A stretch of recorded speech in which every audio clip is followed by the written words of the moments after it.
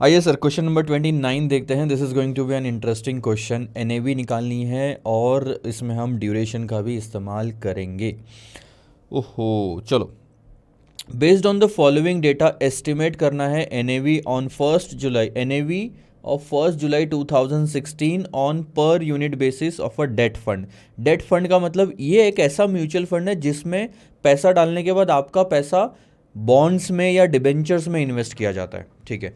Name of the security, 4 security खरीदी है date fund ने, government of India, government of India, government of India और ये एसजीएल। तो ये टोटल मिला के ये 10.71%, 10%, 9.5%, ये सब क्या होता है?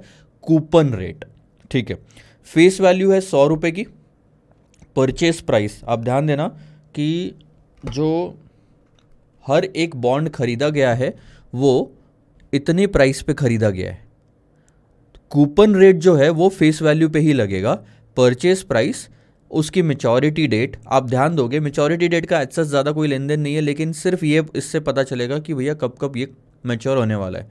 नंबर ऑफ सिक्योरिटीज़, ये 104.78 एक बॉन्ड की है और 1 लाख ऐसी सिक्योरिटीज़ हमने खरीदी है। तो टोटल परचेस प्राइस हमें पता चल जाएगी कि खरीदी कितने में थी। इसके बाद कूपन कब कब मिलता है? तो पहले और चौथे वाले में, मतलब ये फर्स्ट और फोर्थ वाला में देखोगे कि एनुअल कूपन है, क्योंकि एक ही बार मिल रहा है। और साल में अगर 2 बार कूपन मिल रहा है, यानी कि ये क्या हो गया, 31 मार्च और 30 सितंबर, ये हो गया ना तकरीबन तकरीबन। आप मान के चलो ये अप्रैल से लेके चालू करते हो तो 6-6 महीना हो गया, ये जनवरी से लेके चालू करते हो तो 6-6 महीना हो गया। तो ये दोनों सेमी एनुअल कूपन है। ठीक है। ये है बॉन्ड का ड्यूरेशन। अब आपको एनएवी पता करनी है। ठीक है। इसके अलावा और क्या है, डिटेल दी हुई है। टोटल जो म्यूचुअल फंड ने यूनिट्स इशू करे हैं वो है 1 लाख। तो आप उसको ऐसा समझो कि ये है इन्वेस्टर, ये है म्यूचुअल फंड और ये है वो 4 बॉन्ड्स जो मार्केट में म्यूचुअल फंड ने। पैसा कहाँ से आया म्यूचुअल फंड के पास? इन्वेस्टर ने दिया। इन्वेस्टर का पैसा लेके म्यूचुअल फंड ने मार्केट में लगाया और अलग अलग तरह की सिक्योरिटीज खरीदी। म्यूचुअल फंड ने इन्वेस्टर्स को कितने यूनिट दिए? 1 लाख। ठीक है। इसकी एनएवी निकालनी है। All securities were purchased at a time जब अप्लीकेबल वाईटीएम था 10%। अब एनएवी डेट पे क्या हो गया, जो रिक्वायर्ड यील्ड है यानी कि वाईटीएम वो बढ़ गया है 75 बेसिस पॉइंट से, यानी मैं बोल सकता हूँ 10.75% हो गया। वो 10 तो था, 0.75 से बढ़ गया। ठीक है। और कैश जो हमारे पास पड़ा था ये हमारे लिए क्या कहलाया जाएगा? असेट। और एक्रूड एक्सपेंसेस हमारे लिए आउटस्टैंडिंग लाइबिलिटी कहा जाएगा, यानी कि ये लाइबिलिटी का पार्ट हो गया। जो दोनों दिया हुआ है ये ऐड करेंगे, ये लेस करेंगे। ये तो ठीक है। अब हमें क्या निकालना है? एनएवी। अब आप स्टेप बाय स्टेप प्रोसेस देखो।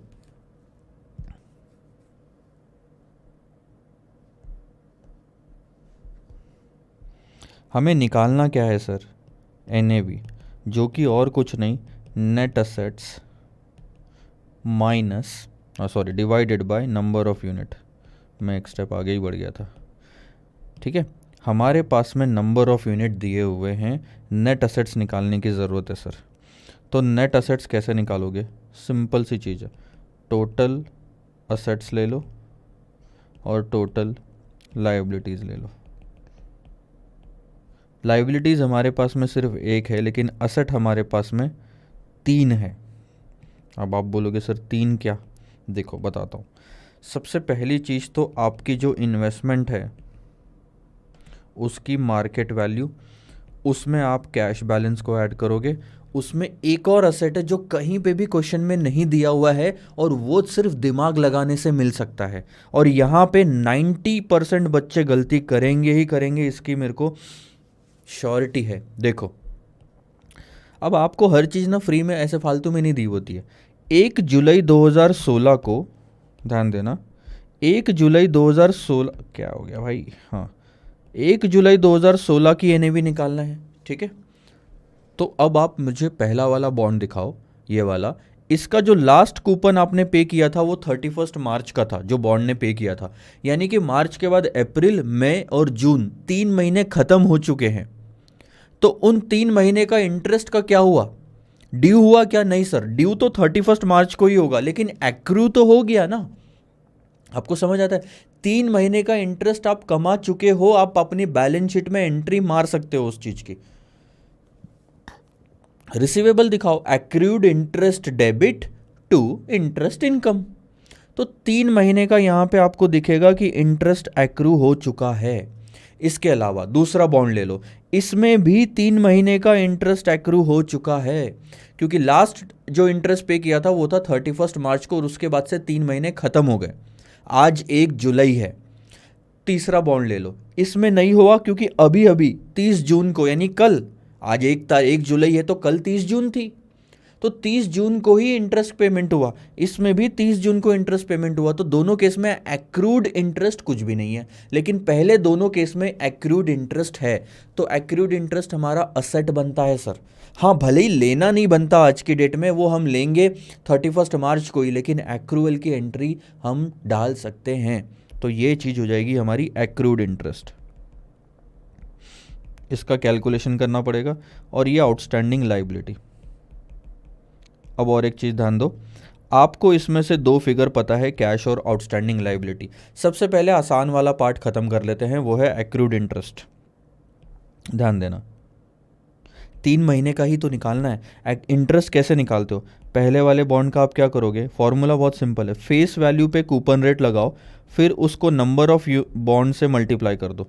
जितने भी आप बॉन्ड या डिबेंचर या सिक्योरिटीज़ आपने खरीदी है, तो आपका पूरे साल भर का इंटरेस्ट आ जाएगा, मल्टीप्लाइड बाय 3/12 कर देना, तो आपका सिर्फ उतने टाइम का इंटरेस्ट आ जाएगा। ठीक है, 3 महीने का। तो ये सबसे पहले वाले केस में अप्लाई करता हूँ। फेस वैल्यू आप देखोगे 100 रुपये की है, कूपन रेट है 10.71% और 1 लाख सिक्योरिटीज़ खरीदी है, तो 100 रुपये इंटू 10.71 इंटू 1 लाख इंटू 3/12, ये अमाउंट आ जाएगी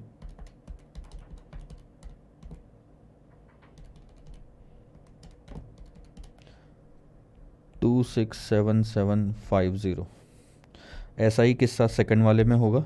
इसमें क्या है सर, कूपन रेट है 10% का और 50,000 सिक्योरिटी है सिर्फ।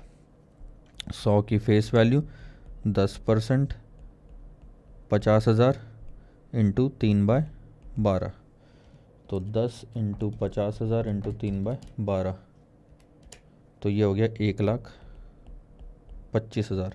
टोटल मिला के 392,750, ये हमारा एक्रूड इंटरेस्ट हो गया। ये भी हमें पता चल गया। ठीक है, अब बात करते हैं sir market value of the investment की। ये कैसे निकालनी है और इससे रिलेटेड क्या इन्फॉर्मेशन आपको दी हुई है। आपको जो 4 सिक्योरिटीज़ आपने इन्वेस्ट करके रखी है उसकी आज की प्राइस निकालनी है, और उसके लिए आपको जो डेटा दिया हुआ है उससे आपको क्या समझ में आ रहा है? आपको समझ में आ रहा है कि ड्यूरेशन दिया हुआ है। क्या आपको ये समझ में आ रहा है कि एक YTM 10% का दिया था और उसके बाद बोलते हैं कि 75 बेसिस पॉइंट से बढ़ गया? एक ही इन्फॉर्मेशन दे देते 10.75? नहीं, वो बताना चाहते हैं कि 10% YTM एक अलग चीज़ है जब हमने परचेस करा था, बट उसके बाद उस दौरान 0.75 से YTM बढ़ गया। इसका मतलब क्या होता है, ध्यान देना, यहाँ से मैं बता रहा हूँ। YTM आपका बढ़ा है 0.75% से, इसका मतलब मार्केट वैल्यू गिरेगी। आपको रिलेशनशिप पता है, सिक्योरिटी वैल्यूएशन में हमने ये चीज़ सीखी थी कि मार्केट प्राइस का YTM के साथ में इन्वर्स रिलेशनशिप होता है। अगर रिटर्न बढ़ाना है तो चीज़ को सस्ती करना पड़ेगा, सिक्योरिटी को सस्ता करना पड़ेगा, यानी कि मार्केट वैल्यू गिरेगी। कितने से गिरेगी सर, अब ये बताओ। ये निकालने का एक हमारे पास तरीका था जिसको हम बोलते थे वोलैटिलिटी। वोलैटिलिटी ये बताता है कि 1% YTM के बदलने से मार्केट प्राइस कितनी बदलती है। हमारा तो 1% बदला नहीं YTM, जितना बदला उतने से मल्टीप्लाई कर दो। तो अब ध्यान देना, चेंज इन मार्केट वैल्यू निकालने के लिए हमें वोलैटिलिटी निकालना पड़ेगा, और चेंज इन YTM तो दिया हुआ है ही ऑलरेडी 0.75। अब हम बात करते हैं सर वोलैटिलिटी की। वोलैटिलिटी कैसे निकालते हैं? मॉडिफाइड ड्यूरेशन कहते थे हम इसे। वोलैटिलिटी निकालते हैं मैकॉलेज ड्यूरेशन से। जिसे हम मैकडी भी कह सकते हैं, divided by 1 plus Y T M divided by N. N क्यों लेते हैं? नंबर ऑफ कंपाउंडिंग एक से ज़्यादा होगी तो हम रेट को भी उतना डिवाइड कर देते हैं। ये फॉर्मूला आपने सिक्योरिटी वैल्यूएशन में फॉर्मूला बुक में अगर आपको देखोगे तो आपको मिल जाएगा। ठीक है, अब आपका काम आता है सर मैकडी का। ये आपको दिया हुआ है, वाईटीएम आपको दिया हुआ है, कंपाउंडिंग एक बार या दो बार हो रही है वो भी आपको दिया हुआ है। अब आप इस पोजीशन पे पहुंचे हो कि जो चीज़ चाहिए उसमें सब कुछ आपको दिया हुआ है, तो आप क्या करोगे? मैकॉलेस ड्यूरेशन लो, उसको 1 plus Y T M divided by N से डिवाइड करोगे तो आपकी वोलेटिलिटी निकलेगी कि 1% वाईटीएम के बढ़ने से इतने % मार्केट प्राइस गिरेगी। उस वोलेटिलिटी को 0.75 से मल्टीप्लाई करो तो पता चलेगा कि हमारी मार्केट वैल्यू कितने से गिरेगी। इसके बाद ये परसेंटेज निकल जाएगा 4 बार, तो उसके बाद आप करंट प्राइस लो, मतलब परचेज प्राइस लो कि कितने में हमने खरीदा था, वो बहुत आसानी से निकल जाएगा आपका। ये देखो यहाँ से आपको क्या करना है, 104.78 मल्टीप्लाइड बाई 1 लाख कर दो, आपकी टोटल कॉस्ट निकल जाएगी। उस कॉस्ट को ही तो गिराना है सर आपको इतने परसेंटेज से गिराओगे, क्योंकि वाईटीएम बढ़ रहा है तो मार्केट वैल्यू तो सबकी गिरेगी। इतना समझ में आया कॉन्सेप्ट? अब हम सीधा आंसर पे जाते हैं और उसको समझते हैं। अब आपको दिक्कत नहीं जाएगी, ध्यान देना।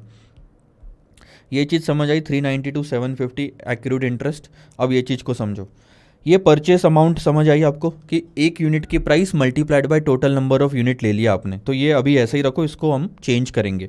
अब देखो मैंने ड्यूरेशन से स्टार्ट किया, मैकोलेस ड्यूरेशन जो ये वाली स्टेप थी, ठीक है। इसके बाद अब वाई टी एम ले लो, 1 plus Y T M divided by N. अब आप देखोगे ये मैकोलेस ड्यूरेशन यहाँ रखा, ये 10% से डिवाइड किया 1.10, और ये 5% से किया। सेकंड और थर्ड बॉन्ड 5% से किया। क्यों सर? इसमें ना आपकी 1.10 ये ऐसा था, 1 प्लस 0.10 डिवाइडेड बाई 2, क्योंकि सेमी एनुअल कंपाउंडिंग थी। सेमी एनुअल कंपाउंडिंग होने की वजह से हमने रेट भी आधा करा, ठीक है। तो ये रेट आधा हो जाएगा, इसके बाद ये 1.10 और ले लो। तो ऐसे करके आप इतना जो आंसर है, इन्होंने लिखा नहीं है, इतना जो आंसर है इसको पूरे तरह से आप वोलेटिलिटी बोलोगे, ठीक है। बट क्या इतने % से मार्केट प्राइस चेंज होगी? नहीं सर, इतने % से तो तब होती ना, चेंज इन मार्केट प्राइस इतने % से होती अगर चेंज इन वाईटीएम 1% होता तो। लेकिन 1% से वाईटीएम नहीं बढ़ा सर, सिर्फ 0.75 से बढ़ा है, तो हमने पहले उससे मल्टीप्लाई कर लिया और हमने निकाला कि देखो मार्केट प्राइस में जो चेंज है वो इतना आना चाहिए। ये जो है 5.011, 3.63, 3.1, 4.4, इतना मार्केट प्राइस गिरेगी। और मार्केट वैल्यू है कहाँ इतनी आपकी? ये रही आपकी जो परचेस की अमाउंट है या कॉस्ट बोलो, वो आपकी इतने % से गिरेगी। तो सीधा 1,04,78,000 को 5.011 से माइनस भी कर दोगे तो सीधा ये अमाउंट आ जाएगी। नहीं मल्टीप्लाई करोगे तो आपकी ये अमाउंट भी ठीक ही है, उसमें से माइनस कर देना। तो पहले आपने निकाल लिया कितने से मार्केट वैल्यू गिरेगी, और फिर परचेस वाली अमाउंट में से वो गिरने वाली वैल्यू माइनस करी, तो करंट मार्केट वैल्यू आ गई आपकी। और यही तो चाहिए था। देखो आपको आपका पर्पस सॉल्व होना चाहिए, यही तो चाहिए था। आपका पर्पस क्या है? नेट असेट्स में current value of the investment लेना है, वो ले लिया आपने, 2,03,11,503। इस तरह से ड्यूरेशन का इस्तेमाल हुआ है। आपको सारी स्टेप समझ में आई ना? मैं आपको स्टार्टिंग से बता देता हूँ सर, हमने शुरुआत करी थी इससे। ये चीज़ एनएवी निकालना है तो नेट असेट्स लेना पड़ेगा divided by number of unit. Net assets में हमारे को total assets minus total liabilities करनी है। लाइबिलिटीज़ हमको पता है, वो हम डायरेक्टली लिख लेंगे। टोटल असेट्स में 3 चीज़ आएगी मोस्टली। देखो आपको इसका भी थोड़ा बहुत अंदाज़ा लग जाएगा, लेकिन इस चीज़ का भूलने के बहुत ज़्यादा चांसेस है, और 70% बच्चे 80% बच्चे इस चीज़ को भूल जाएंगे, छोड़ देंगे, ठीक है। तो इंटरेस्ट एक्यूरेट भी समझ में आया, कैश तो दिया हुआ है, इन्वेस्टमेंट चाहिए वो भी करंट वैल्यू पे, करंट वैल्यू पे निकालना है, और हमको वाईटीएम में कुछ चेंज दिया हुआ था। इससे ही हमने कहानी की शुरुआत करी। वाईटीएम अगर इतने से बढ़ रहा है तो मार्केट वैल्यू गिरेगी। कितने से गिरेगी? Volatility into change in YTM से। तो हमने वोलेटिलिटी निकाला और फिर कहानी सारी सिंपल बन गई। ये देखो 4 चीज़ें आनी चाहिए आपके यहाँ पे। पहली चीज़ current value of the securities, दूसरी चीज़ कैश इन हैंड, तीसरी चीज़ इंटरेस्ट एक्यूरेट। ये तीनों का टोटल कर लिया तो टोटल असेट्स हो गए। चौथी चीज़ आ गई आपकी एक्सपेंडिचर एक्यूरेट, तो वो माइनस कर दिया, ठीक है। तो अब आपका आ गया आप ये नेट असेट्स, इसको आपने नंबर ऑफ यूनिट से डिवाइड किया, आपकी नेट असेट वैल्यू हाजिर है सर। आया मज़ा इस क्वेश्चन में? देखा कैसे इंस्टीट्यूट दो चैप्टर को मिक्स कर सकता है। अब आप क्या करते हो ऐसे टाइम पे? सिक्योरिटी वैल्यूएशन छोड़ के चले जाऊंगा मैं, म्यूचुअल फंड बहुत इजी है, इसे मार्क्स मिल जाएंगे। कैसे मिलेंगे? ये क्वेश्चन पूछ लिया तो कैसे सॉल्व करोगे?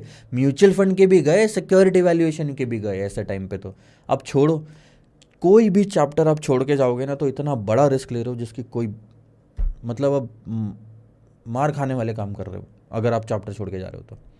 चलो ठीक है सर, आगे बढ़ते हैं। क्वेश्चन नंबर 30 काफ़ी आसान क्वेश्चन है।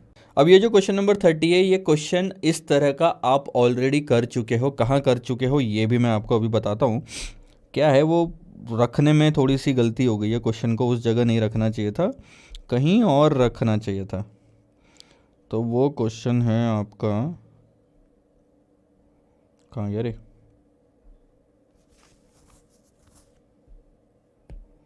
ये वाला, ये क्वेश्चन नंबर 19 देखा है आपने? रिवर्स कैलकुलेशन पे था जिसमें डिविडेंड प्लान था। और क्वेश्चन नंबर 18 देखा है जिसमें रिवर्स कैलकुलेशन में डिविडेंड प्लान और बोनस प्लान था। तो जो बोनस प्लान में आपने किया ना, धीरे धीरे धीरे धीरे कर करके पीछे जाते गए और आखिरी में एनएवी निकाला, सेम वही चीज़ करनी है इस क्वेश्चन में भी। तो अगली बार ये क्वेश्चन ना मैं होमवर्क में दूंगा और उधर शिफ्ट कर दूंगा। तो क्वेश्चन नंबर 30 अब देख लो, अब डाला है यहाँ पे तो एक बार और पढ़ लेते, एक बार और रिवाइज कर लेते। Floated a dividend bonus plan. Dividend bonus plan क्या होता है? बोनस है, डिविडेंड है, चलो जो भी है।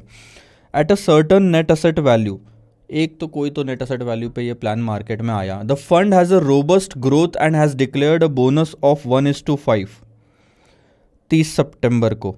फिर दूसरा बोनस 1:4 30 सितंबर, ये 2017, ये 2019।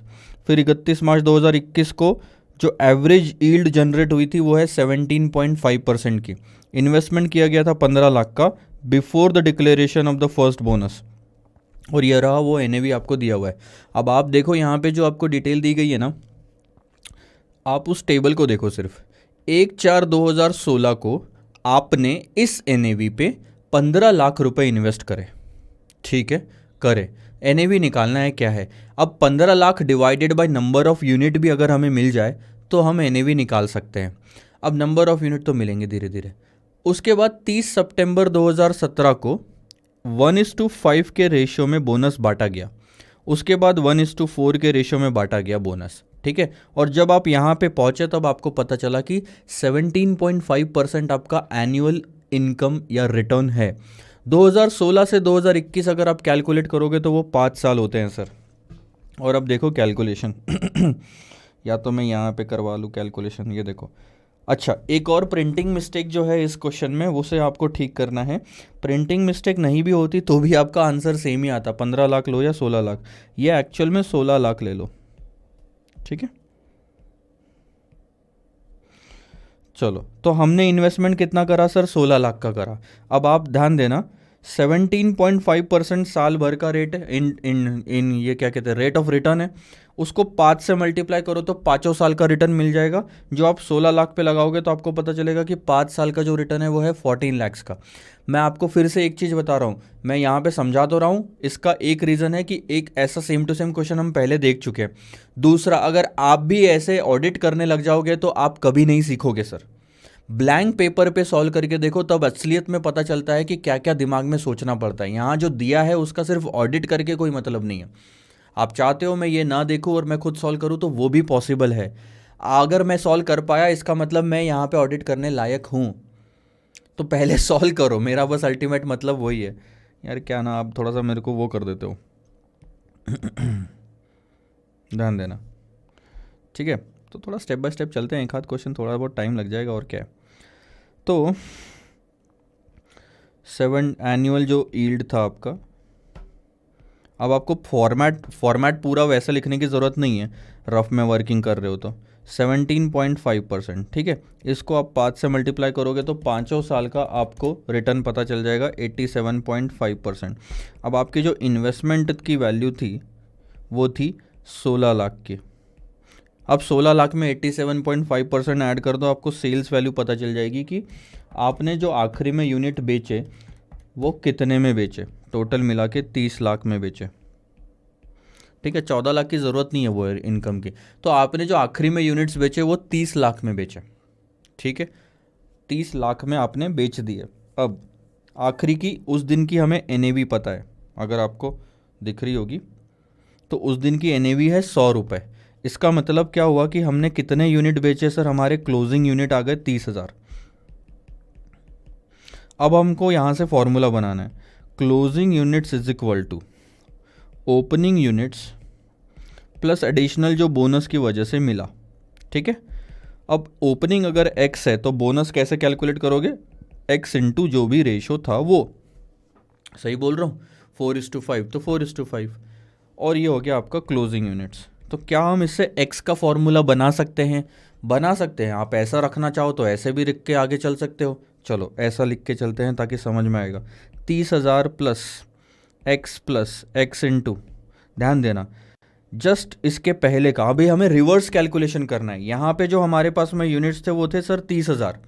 30,000 कब हुए, जब 1:4 का बोनस मिला, 1:4 का बोनस मिला। तो सॉल्व कर लो, x प्लस एक्स बाय 4, ये 4 ऊपर जाएगा, 4 इधर भी मल्टीप्लाई होगा, तो 1,20,000 इज इक्वल टू 5x आएगा, ठीक है। तो x इज इक्वल टू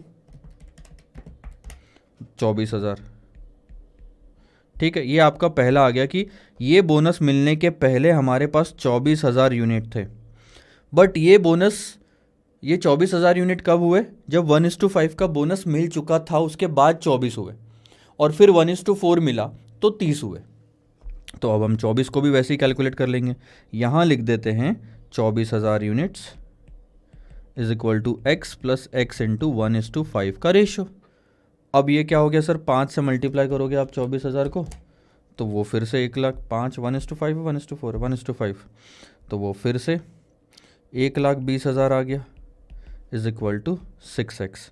तो x इज इक्वल टू 20,000, ये आ गया 20,000। यानी कि हमारे पास उस दिन यहाँ पे 20,000 यूनिट्स थे, तो यही 20,000 यूनिट्स हमने यहाँ पे खरीदे होंगे।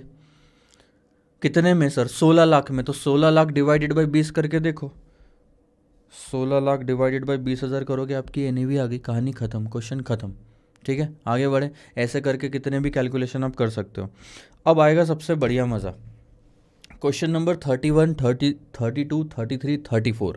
ये 4 क्वेश्चन ऐसे हैं सर जो आपको काफ़ी मतलब दिमाग लगाने की ज़रूरत पड़ेगी। है तो क्वेश्चन छोटा, लेकिन 3 अलग अलग डेट पे NAVs निकालनी है इसके अंदर में, ठीक है। 31, 32, 33, 31, 32 और 33, ये तीनों आपके लिए होमवर्क है क्योंकि सिमिलर नेचर के हैं। चौथा मैं इसलिए ले रहा हूँ क्योंकि चौथे वाले में एक पॉइंट एक्स्ट्रा है, मतलब थोड़ा चारों में अगर कोई चीज़ डिफ़िकल्ट है तो वो क्वेश्चन नंबर 34 ही है, तो मैं वो ले लेता हूँ। 31, 32, 33 अब आप करेंगे सर घर पे, ठीक है। देख लो आप, जैसे मतलब आपको यहीं से समझ में आ जाएगा। हर एक में 3-3 आंसर निकाले हुए, यहाँ पे 3 येलो मार्किंग दिखेगी, यहाँ पे भी 3 येलो मार्किंग दिखेगी, यहाँ पे भी 3 येलो मार्किंग दिखेगी, यहाँ पे भी 3 येलो मार्किंग दिखेगी। चारों क्वेश्चन सेम है, प्रैक्टिस के लिए बहुत अच्छी बात है। अगर आपके पास में टाइम कम है तो वो पुराने तीनों छोड़ दो, सिर्फ क्वेश्चन नंबर 31 को 34 को पकड़ो तो भी काम आपका हो जाएगा। आइए सर 34 पे ध्यान देते हैं और इसमें टाइमिंग मैटर करेगी। 1 जुलाई 2016 को कहानी की शुरुआत होती है। मिस्टर एक्स नाम के जो इन्वेस्टर है, इन्होंने 50,000 रुपये इनिशियल ऑफर में डाला म्यूचुअल फंड में, जब फेस वैल्यू चल रही थी 10 रुपये। अब आप उससे अंदाज़ा लगा सकते हैं कि 50,000 रुपये अगर 10 रुपये पे इन्वेस्ट किया जाए पर यूनिट, तो 5,000 यूनिट मिस्टर एक्स ने, जो कि इन्वेस्टर है, खरीदे होंगे। उसके बाद क्या होता है सर, ठीक 9 महीने बाद, जब भी कभी पता है कोई भी क्वेश्चन में 2 अलग अलग डेट दी होती है ना, तो सबसे पहले काम क्वेश्चन को पढ़ना रोक के उन 2 डेट्स के बीच में टाइम गैप कितना है वो पता कर लो। जुलाई 2016 से मार्च 2017 तक 9 महीने कंप्लीट होते हैं। तो उस ठीक 9 महीने बाद म्यूचुअल फंड ने डिविडेंड दिया 10% का। अब 10% का जो डिविडेंड दिया है, अगर आप थोड़ा सा दिमाग लगाओगे तो पहले तो स्टार्टिंग में फेस वैल्यू 10 रुपये थी। डिविडेंड की अमाउंट कैसे निकालते हैं, फेस वैल्यू को डिविडेंड के रेट से मल्टीप्लाई करते हैं, फिर हम नंबर ऑफ यूनिट से मल्टीप्लाई करते हैं। तो 10 इंटू 10% इंटू 5,000, तो हमारा डिविडेंड भी 5,000 रुपये का आता है, ठीक है सर। और तब हमने देखा कि हमारी एनुअलाइज्ड यील्ड 120% की है। यील्ड का मतलब होता है रिटर्न, यील्ड का मतलब होता है सर रिटर्न, ठीक है। तब हमारी एनुअलाइज्ड यील्ड जो है वो 120% की है, ये हमें पता चला, ठीक है। अब आपको थोड़ा सा दिमाग लगना चाहिए कि इन्वेस्टमेंट करे हुए सिर्फ 9 महीने हुए हैं और साल भर का रिटर्न कैलकुलेट करके दिया है। उन्होंने एक्चुअल में किया क्या था, 9 महीने का ही रिटर्न निकाला, उसको साल भर में कन्वर्ट करके आपको लिख के दे दिया। अब यहाँ से आगे और टाइम आ रहा है तो मैं समझता हूँ कि हमें टाइम लाइन निकाल लेनी चाहिए। This is question number 34। देखना, ये था आपका 1 जुलाई, 31 जुलाई, 1 जुलाई 2016, ये था आपका 31 मार्च 2017, ठीक है। यहाँ पे हम NAV ले लेते हैं, यहाँ पे हम नंबर ऑफ़ यूनिट्स ले लेंगे और यहाँ पे इन्वेस्टमेंट ले लेता हूँ। 50,000 रुपये इन्वेस्ट करे 10 रुपये के भाव से, तो 5,000 यूनिट्स खरीदा, ठीक है। अब 31 मार्च 2017 तक 9 ही महीने होते हैं सर, लेकिन क्वेश्चन हमें 12 महीने का रिटर्न निकाल के देता है। कोई बात नहीं, निकाल के देने दो। डिविडेंड की बात करते हैं। डिविडेंड हमें यहाँ पे मिला 10 रुपये पे 10% का। अगर आप पूरा डिविडेंड निकालना चाहते हैं तो 5,000 यूनिट से मल्टीप्लाई कर दो, तो हर यूनिट पे 1 रुपये का हमको यहाँ पे डिविडेंड मिला था, ठीक है। हम एक काम करेंगे, इंटू 5,000, तो वो आता है सर 5,000 का ही डिविडेंड, ठीक है। यहाँ तक कहानी हो गई। अब आगे देखो। हाँ, उस दिन हमें पता चला कि हमारा रिटर्न 120% है ऑन 31 मार्च 2018। अच्छा, एक यहीं तक रुकते हैं, पहले ज़्यादा कचरा भरने के पहले यहाँ तक का क्वेश्चन सॉल्व कर लेते हैं। क्वेश्चन आपसे एक चीज़ पूछ रहा है, वो है यहाँ की NAV निकालो, ठीक है। क्या हम निकाल सकते हैं? सर निकाल सकते हैं। ये क्वेश्चन 1 में जो आपने पहला क्वेश्चन जो देखा था ना म्यूचुअल फंड में, उसी पे बेस्ड है, वैसा ही है, कुछ भी नया नहीं है। आप थोड़ा सा दिमाग लगाओगे तो देखो, annual return is equal to NAV1 minus NAV0 plus dividend plus capital gain divided by NAV0। ये तो सिर्फ होल्डिंग पीरियड रिटर्न हो गया। अब हमारा होल्डिंग पीरियड मंथ्स ले लेता हूँ और ऊपर में 12 ले लेता हूँ इंटू 100। ये क्या किया मैंने, ध्यान देना, ये तो सिर्फ उतने दिन का, उतने टाइम का रिटर्न है जितना टाइम मैंने यूनिट्स होल्ड करके रखे थे। लेकिन ये जो कि 9 महीने होता है, लेकिन जो कैलकुलेशन में या हमको क्वेश्चन में दिया हुआ है वो साल भर का रिटर्न है, तो हमें भी इस रिटर्न को साल भर में कन्वर्ट करना ज़रूरी है। तो जितने महीने का ये रिटर्न है वो नीचे रख दो, ऊपर में 12 कर दो। जैसे ही आपने यहाँ पे 9 रखोगे, आपका ये पूरा रिटर्न 1 महीने के रिटर्न में कन्वर्ट हो जाएगा। 12 से मल्टीप्लाई करते ही 12 महीने के रिटर्न में आपका ये कन्वर्ट हो जाएगा। अब देखो, और 100 से मल्टीप्लाई करते ही डेसिमल वाला पॉइंट हट जाएगा। अब मैं यहाँ लिख देता हूँ 120। NAV1 हमें पता है क्या? नहीं सर, यही तो निकालना है। -10 तो हमें पता है ना, और डिविडेंड कितना, 1 रुपये का, और कैपिटल गेन की कोई इन्फॉर्मेशन नहीं दी हुई है क्वेश्चन में, तो हम 0 रखेंगे। और ये 10 इंटू 12, कितने महीने हो गए सर इन्वेस्टमेंट करे हुए? 9 महीने हुए थे, इंटू 100। क्या है ऐसा जो अभी भी NAV नहीं निकल सकती? इस इक्वेशन में निकल सकती है, ये देखो। तो अब हम NAV निकालेंगे। 12/9 इंटू 12/9 इंटू 12/9 इंटू 100 करोगे तो 133.33 आता, तो वैसा मत करो, ठीक है, कर लेते, कोई बात नहीं।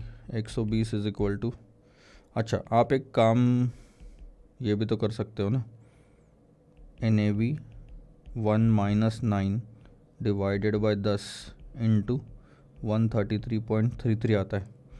अब आपने क्या करना है, ये जो 10 है ये इधर लेके आ जाओ तो मल्टीप्लाई हो जाएगा, 133 भी इधर लेके आ जाओगे तो डिवाइड हो जाएगा। तो वो कुछ इस तरह से दिखेगा, ध्यान देना।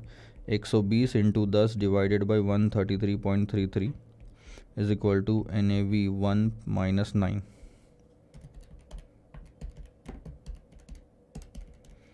तो ये भी आता है 9 is equal to NAV 1 minus 9, वो वाला 9 इधर आ जाएगा तो ऐड हो जाएगा क्योंकि उधर में माइनस है। तो हमारी NAV आ गई पहले वाली कि इस दिन की NAV कितनी थी सर, 18 रुपीज़। यहाँ जो NAV थी वो थी 18 रुपये की। क्या है, वही फॉर्मूला इस्तेमाल करा है, एक एक करके वैल्यूज़ निकाल ली। एक चीज़ का बस ध्यान देना है कि आपको हुए सिर्फ 9 महीने थे और दिया हुआ एनुअल रिटर्न था, तो इस एनुअल रिटर्न को 9 महीने के रिटर्न में कन्वर्ट करना ज़रूरी है। तो वो कन्वर्ट होगा इससे, ये वाला। अब आप अगर इस पार्ट को भी इधर लेके जाते हो तो 9 न्यूमरेटर में आ जाएगा डिवाइडेड बाय 12, 120/12 करोगे तो 1 महीने का रिटर्न आएगा क्योंकि ये तो एनुअल है, और 9 से मल्टीप्लाई करोगे तो 9 महीने का रिटर्न आएगा। ठीक है सर, जो कि तकरीबन 90% होता है। ठीक है, पहला पार्ट आपका ख़त्म हो गया। अब थोड़ा सा ध्यान देना आगे क्या हुआ इस डेट के बाद। उस डेट के बाद 31 मार्च 2018 यानी कि 31 मार्च 2018 को अगर आप देखोगे किस पॉइंट पे, ठीक एक साल बाद 31 मार्च 2018 को अगर आप देखोगे तो कुछ तो हुआ। उस दिन 20% डिविडेंड बांटा गया और कैपिटल गेन भी बांटा गया 0.60 का पर यूनिट। ठीक है, मिस्टर एक्स ने रिडीम कर लिए अपने सारे 6271.98 यूनिट। अब आप बोलोगे यार ये यूनिट का नंबर कैसे बदल गया, 5000 यूनिट खरीदे थे, ये बदला कैसे? इसका सिर्फ एक जवाब है। वैसे देखा जाए तो 2 जवाब होने चाहिए, लेकिन इस क्वेश्चन में एक है। 2 जवाब क्या है, अगर यूनिट और एक्स्ट्रा खरीदे होंगे तो ही बढ़ेंगे, दूसरा जो डिविडेंड बीच बीच में मिला या कैपिटल गेन बीच बीच में मिला वो री इन्वेस्ट किया होगा, तभी यूनिट्स आपके बड़े होंगे। एक्स्ट्रा में कुछ परचेस किया है ऐसी कोई भी इंफॉर्मेशन क्वेश्चन में नहीं दी गई है, तो हम मान के चलेंगे एक्स्ट्रा एडिशनल परचेस तो है ही नहीं। जो डिविडेंड और कैपिटल गेन और जितनी भी इनकम मिलती गई हम वो री इन्वेस्ट करते गए। अब अगर री इन्वेस्ट कर रहे हैं तो उस दिन की NAV पे करेंगे ताकि हमें एडिशनल यूनिट्स मिल जाए। अब आप आ जाओ, आपको 31 मार्च को भी 5000 रुपये का डिविडेंड मिला था, तो ये भी आपने री इन्वेस्ट किया होगा। यस सर, ये आपने री इन्वेस्ट किया होगा 18 रुपये के भाव से, और आपको कितना एडिशनल यूनिट्स मिला होगा, 277.78। तो आपको जो एडिशनल यूनिट्स उस दिन मिले वो थे 277.78 यूनिट, और उसके बाद आपके पास उस दिन हो गए थे 5277.78 यूनिट्स। 31 मार्च 2017 को आपके पास में टोटल इतने यूनिट्स थे। ठीक है, अब आपका 1 साल कंप्लीट हुआ और यहाँ पे भी डिविडेंड बांटा गया। चलो, अब जब यहाँ पे डिविडेंड बांटा गया तो किस भाव से बटेगा सर, 10 रुपये की फेस वैल्यू, 20% का डिविडेंड और नंबर ऑफ यूनिट। अब आप बताओ नंबर ऑफ यूनिट यहाँ पे कितने होने चाहिए। इस डेट पे मेरे पास इतने यूनिट थे, अब 5000 नहीं रहेंगे, सिर्फ इतने रहेंगे जो एडिशनल है, तो वो भी मैं यूज़ कर लूँगा 5277.78।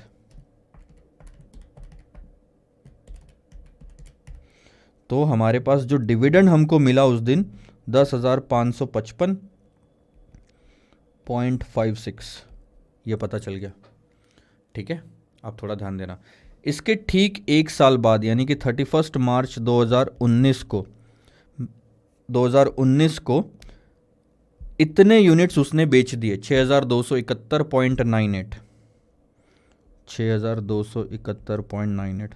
ध्यान देना, इस डेट के पहले तक हमारे पास 5277.78 यूनिट्स थे, और अगर हमने बेचे उससे ज़्यादा है, इसका मतलब और एडिशनल यूनिट्स हमें बीच में कहीं मिले होंगे, और वो सिर्फ एक ही डेट है जहाँ पे हमें डिविडेंड मिला 10,555.56 का। अच्छा, सिर्फ हमें डिविडेंड मिला क्या उस दिन? नहीं सर, हमें उस दिन कैपिटल गेन भी मिला था। तो ये मैं थोड़ा नीचे ले लेता हूँ। हमें उस दिन कैपिटल गेन भी मिला था। वो बहुत सिंपल सा कैलकुलेशन है, 5277.78 इंटू 0.60, हर यूनिट पे 60 पैसे का, यानी कि 3166.67। अब अगर आप इन दोनों की टोटल कर लो, ये जो गेन आपको मिला उस दिन,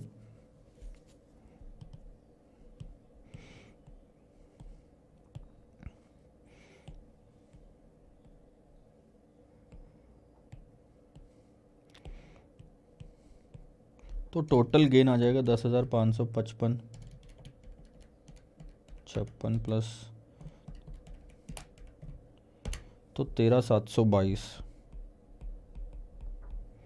0.23 इतना आपको उस दिन रिटर्न मिला। ठीक है, ये आपने क्या किया होगा, उस दिन के एनएवी पे इन्वेस्ट किया होगा, बराबर। और इन्वेस्ट करके आपको यूनिट्स मिले होंगे, यूनिट्स आपको इतने मिले होंगे। क्या हम वो यूनिट्स पहले निकाल सकते हैं? Yes sir. ये यूनिट्स कितने हैं पता है? इसका और इसके बीच का डिफरेंस। तभी तो 5277 के बाद आपने जब बेचा तब 6271.98 था। तो इन दोनों के बीच का पहले तो आप डिफरेंस निकाल लो। 6271.98 माइनस 5277.78, तो आपको पता चलेगा कि उस दिन हमें 994.20 यूनिट्स मिले थे। अब आप देखना, इतना पैसा इन्वेस्ट करके ही मिला होगा 13,722 रुपये उस दिन के एनएवी पे, तो इतने यूनिट्स मिले थे। याद है 5,000 डिवाइडेड बाय 18 करा था तो आपको 277.78 आया। अब आप 5,000 डिवाइडेड बाय 277 करते तो भी 18 आ जाता। वही चीज़ हम यहाँ करेंगे, 13,722 डिवाइडेड बाय 994 करोगे तो उस दिन की एनएवी आ जाएगी। देखो अब second part, NAV on 31st March 2018 is equal to dividend reinvested divided by additional units जो reinvest करके हमें मिले।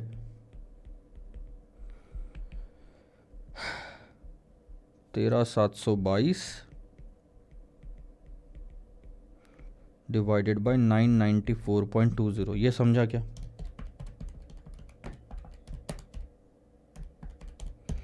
यानी उस दिन की एनएवी थी 13 रुपये 80 पैसे।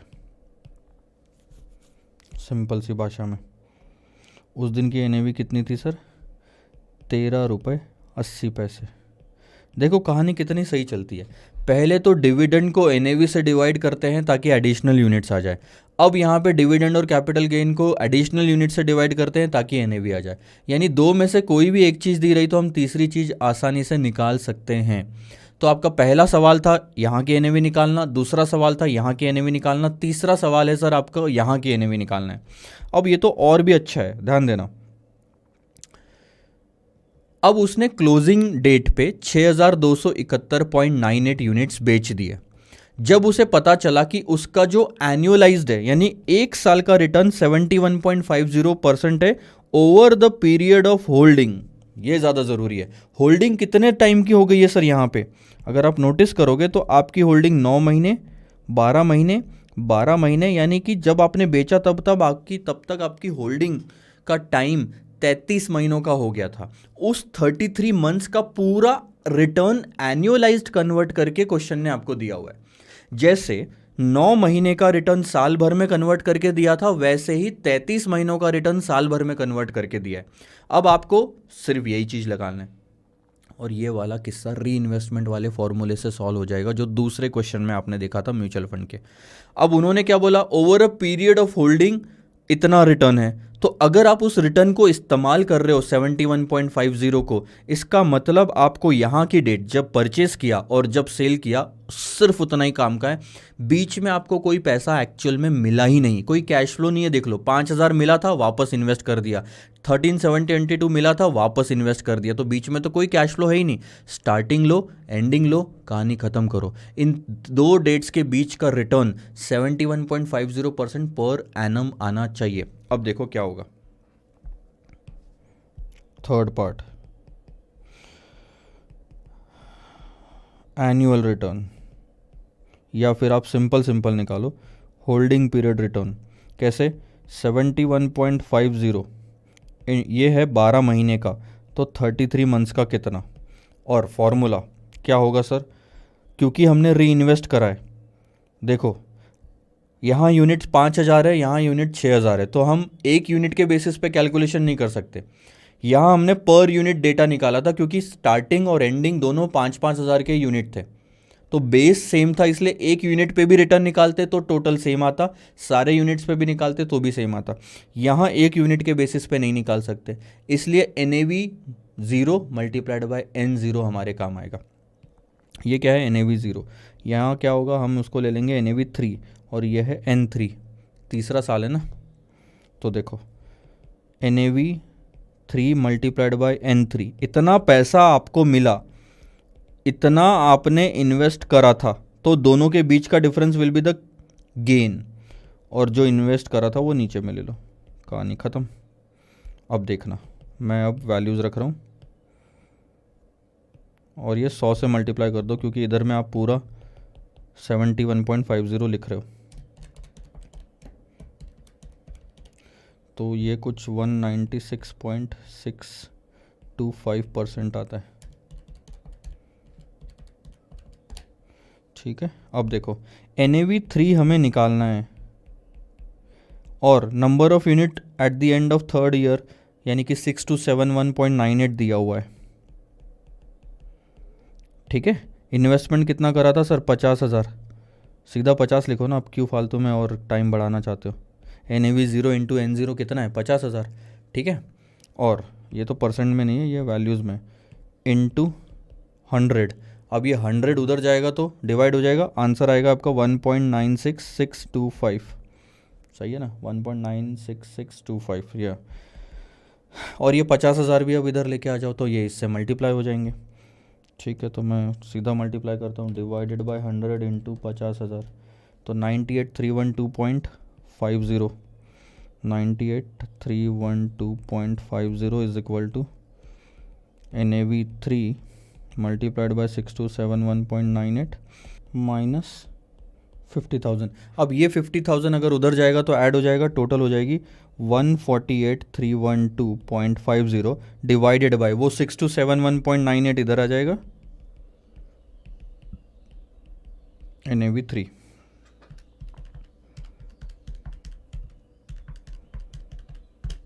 तो ये आपका NAV जो आ रहा है वो हो गया 23.65। ये आपका थर्ड NAV। ऐसे करके 3 NAV है। अब आप नोटिस करो, ठीक है, पहले तो आंसर चेक करो, 18 रुपये, फिर 13.80 और 23.65। ये आपको एक झटके में फॉर्मूला लिखा हुआ है, लेकिन फॉर्मूला समझ में भी तो आना चाहिए। ये फॉर्मूला और कुछ नहीं, बीच में से ये वाली फिगर उठा ली यहाँ से, ये वाला।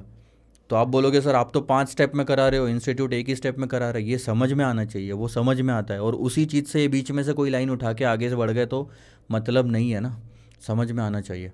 तो आपको तीनों चीज़ें समझ आई, और इनफैक्ट आपको एक चीज़ और समझ में आई क्या, कि पहला पार्ट और तीसरा पार्ट जो है वो फॉर्मूला, वो कॉन्सेप्ट आप पहले 2 क्वेश्चन में देख चुके हो जब आपने म्यूचुअल फंड शुरू किया था। तो कोई डिफ़िकल्ट बात है? वो सिर्फ समझना पड़ेगा कि वो फॉर्मूला इस्तेमाल करना है। मैं आपको बता रहा हूँ, डिसीजन लेना 90% ऑफ द वर्क होता है, 10% सिर्फ उस चीज़ में वैल्यू रख के आंसर निकालना होता है। आपको पता चलना कि पहला वाला वो ये साधारण सा फॉर्मूला इस्तेमाल करके भी आंसर निकल जाएगा, फिर आखिरी वाले में ये भी साधारण सा फॉर्मूला इस्तेमाल करके आंसर निकल जाएगा, ये पता चलना ही असली काम है। बाद में क्या है, फॉर्मूला रखने के बाद वैल्यूज़ तो कोई भी रख देगा।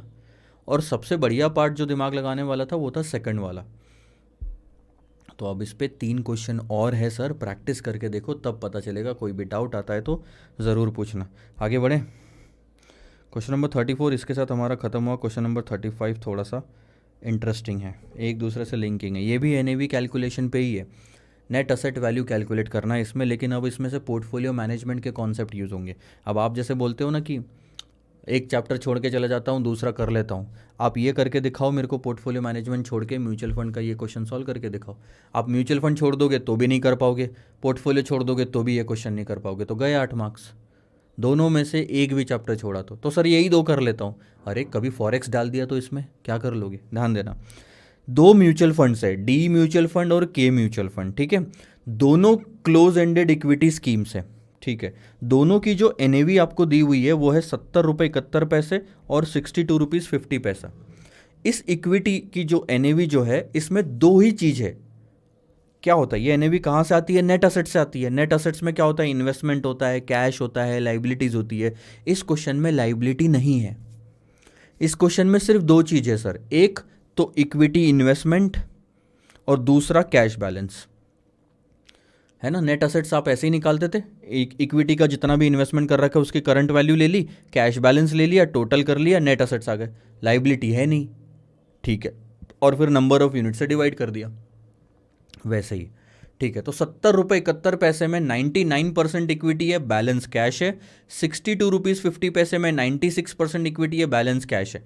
तो एक काम करते हैं, आगे बढ़ने के पहले इसका बाइफर्केशन कर लेते हैं, जिसे हम डीकम्पोजिशन कहेंगे। ये देखो, 70 रुपये 71 पैसे का 99% निकाला तो 70 रुपये आया, बाकी का बचा कुचा कैश एलिमेंट। 62 का 96% किया तो 60 रुपीज़ आया, बाकी का बचा कुचा कैश एलिमेंट। यानी हमें ये दो चीज़ें पता चल गई। ठीक है, बहुत कहानी सिंपल है। पहले चलो पूरा पढ़ लेते हैं, फिर बाद में दिक्कत हो जाएगी नहीं तो। ठीक है, अब आपको कुछ इन्फॉर्मेशन दी है। देखो, दोनों म्यूचुअल फंड का शार्प रेशो, दोनों म्यूचुअल फंड का ट्रेनर रेशो और स्टैंडर्ड डेविएशन आपको दिया हुआ है। ठीक है सर, क्या करना है देखेंगे। कोई भी चेंज नहीं है पोर्टफोलियो में, मतलब ऐसा नहीं है कि कोई एडिशनल यूनिट खरीदा हो, इक्विटी खरीदी हो या लाइबिलिटी आई हो, कोई चेंज नहीं है। Portfolio during the next month, ये मंथ है और ये एनुअल है, थोड़ा सा फ़र्क है। जो एनुअल एवरेज कॉस्ट है वो है 3 रुपये per unit for both the schemes. अगर साल भर की कॉस्ट 3 रुपये है तो एक महीने की कॉस्ट कितनी हुई सर? 25 पैसे हर यूनिट के लिए, फॉर बोथ द यूनिट्स था। अब शेयर मार्केट अगर नीचे जाता है 5% से एक महीने में, तो बताओ एनएवी कितनी होगी एक महीने में? कहानी खत्म। 12 महीने लेने कैलकुलेशन के लिए, डेज वगैरह इग्नोर कर देना, क्वेश्चन क्लियरली बोल रहा है तो डेज इग्नोर कर देना। क्या निकालना है आपको? एनएवी निकालनी है। अब मेरी बात को समझो, क्वेश्चन नंबर 36 35 आपको एनएवी निकालनी है। इस एनएवी में दो ही चीज़ें सिर्फ, इक्विटी और कैश। निकाल लो। आपको स्टार्टिंग की इक्विटी और कैश पता है ना? आपको कोई भी एक म्यूचुअल फंड लो, उसमें 70 रुपये ये है, 0.71 ये है, डी म्यूचुअल फंड ले लो। ठीक है, के आप सॉल्व कर लेना, के फालतू में बस काम बढ़ाने के लिए दिया हुआ है। तो डी म्यूचुअल फंड लेते हैं। 70 रुपये की इक्विटी, 0.71 का कैश। क्वेश्चन में क्लियरली लिखा हुआ है कि हमने जो खर्चा उठाया है एक महीने का वो है 25 पैसे। 3 रुपये साल भर का, तो 25 पैसे क्या हो गया? एक महीने का। तो हमारा कैश बैलेंस तो यहीं पे निकल गया, इसके अलावा कोई और इन्फॉर्मेशन है ही नहीं क्वेश्चन में, तो 0.46 आ गया। अब हमें सिर्फ इक्विटी निकालना है। इक्विटी यहाँ पे कितनी होगी, और इसके लिए क्वेश्चन में मार्केट के बारे में इंफॉर्मेशन दी गई है। मार्केट अगर 5% से नीचे गया तो इक्विटी में क्या चेंज आएगा, ये कौन सा कॉन्सेप्ट बताता है? बीटा। ठीक है, तो अब देखो यहां से क्या होता है, इक्विटी कैसे निकालेंगे हम। इक्विटी निकालने के लिए आपको बीटा निकालना जरूरी है। अच्छा, नई इक्विटी निकालने के लिए हमें चेंज इन इक्विटी पता करनी है। चेंज इन इक्विटी कैसे निकालोगे sir? Change in market multiplied by beta. आपको मार्केट में चेंज 5% का दिया हुआ है कि वो 5% से मार्केट नीचे जा रहा है। अब सिर्फ आपको बीटा निकालना है। बीटा के लिए क्वेश्चन में कौन सी ऐसी चीज दी है? बीटा तो रिग्रेशन से भी निकलता है, कोरिलेशन से भी निकलता है, सिंगल इंडेक्स मॉडल से भी निकल जाएगा, बहुत सारे फॉर्मूले। लेकिन क्वेश्चन में ऐसा क्या दिया है जिसमें बीटा यूज होता है? Trainer ratio, RI minus RF divided by beta है। अब आप अगर ध्यान दोगे तो ट्रेनर रेशो आपको दिया हुआ है, आपको बीटा निकालने के लिए सिर्फ एक और इंफॉर्मेशन की जरूरत है, वो है RI माइनस RF। ठीक है, क्या लगता है आपको ट्रेनर रेशो छोड़ के RI माइनस RF और कहां आता है? शार्प एज रेशो में, RI minus RF divided by standard deviation of I। अब आपको क्वेश्चन में शार्प रेशो दिया है, स्टैंडर्ड डेविएशन भी दिया हुआ है। यहां से सर कहानी की शुरुआत होगी। पहले स्टेप, इसकी मदद से आप RI माइनस RF निकालोगे, उसको यहां रखोगे, उसकी मदद से बीटा निकालोगे। ठीक है, और बीटा को आप यहां रखोगे, इसकी मदद से आप चेंज इन इक्विटी निकालोगे और उतना ही परसेंट 70 में से आप कम कर दोगे। कम क्यों करोगे? मार्केट नीचे जा रहा है, बीटा पॉजिटिव है तो इक्विटी भी नीचे जाएगा।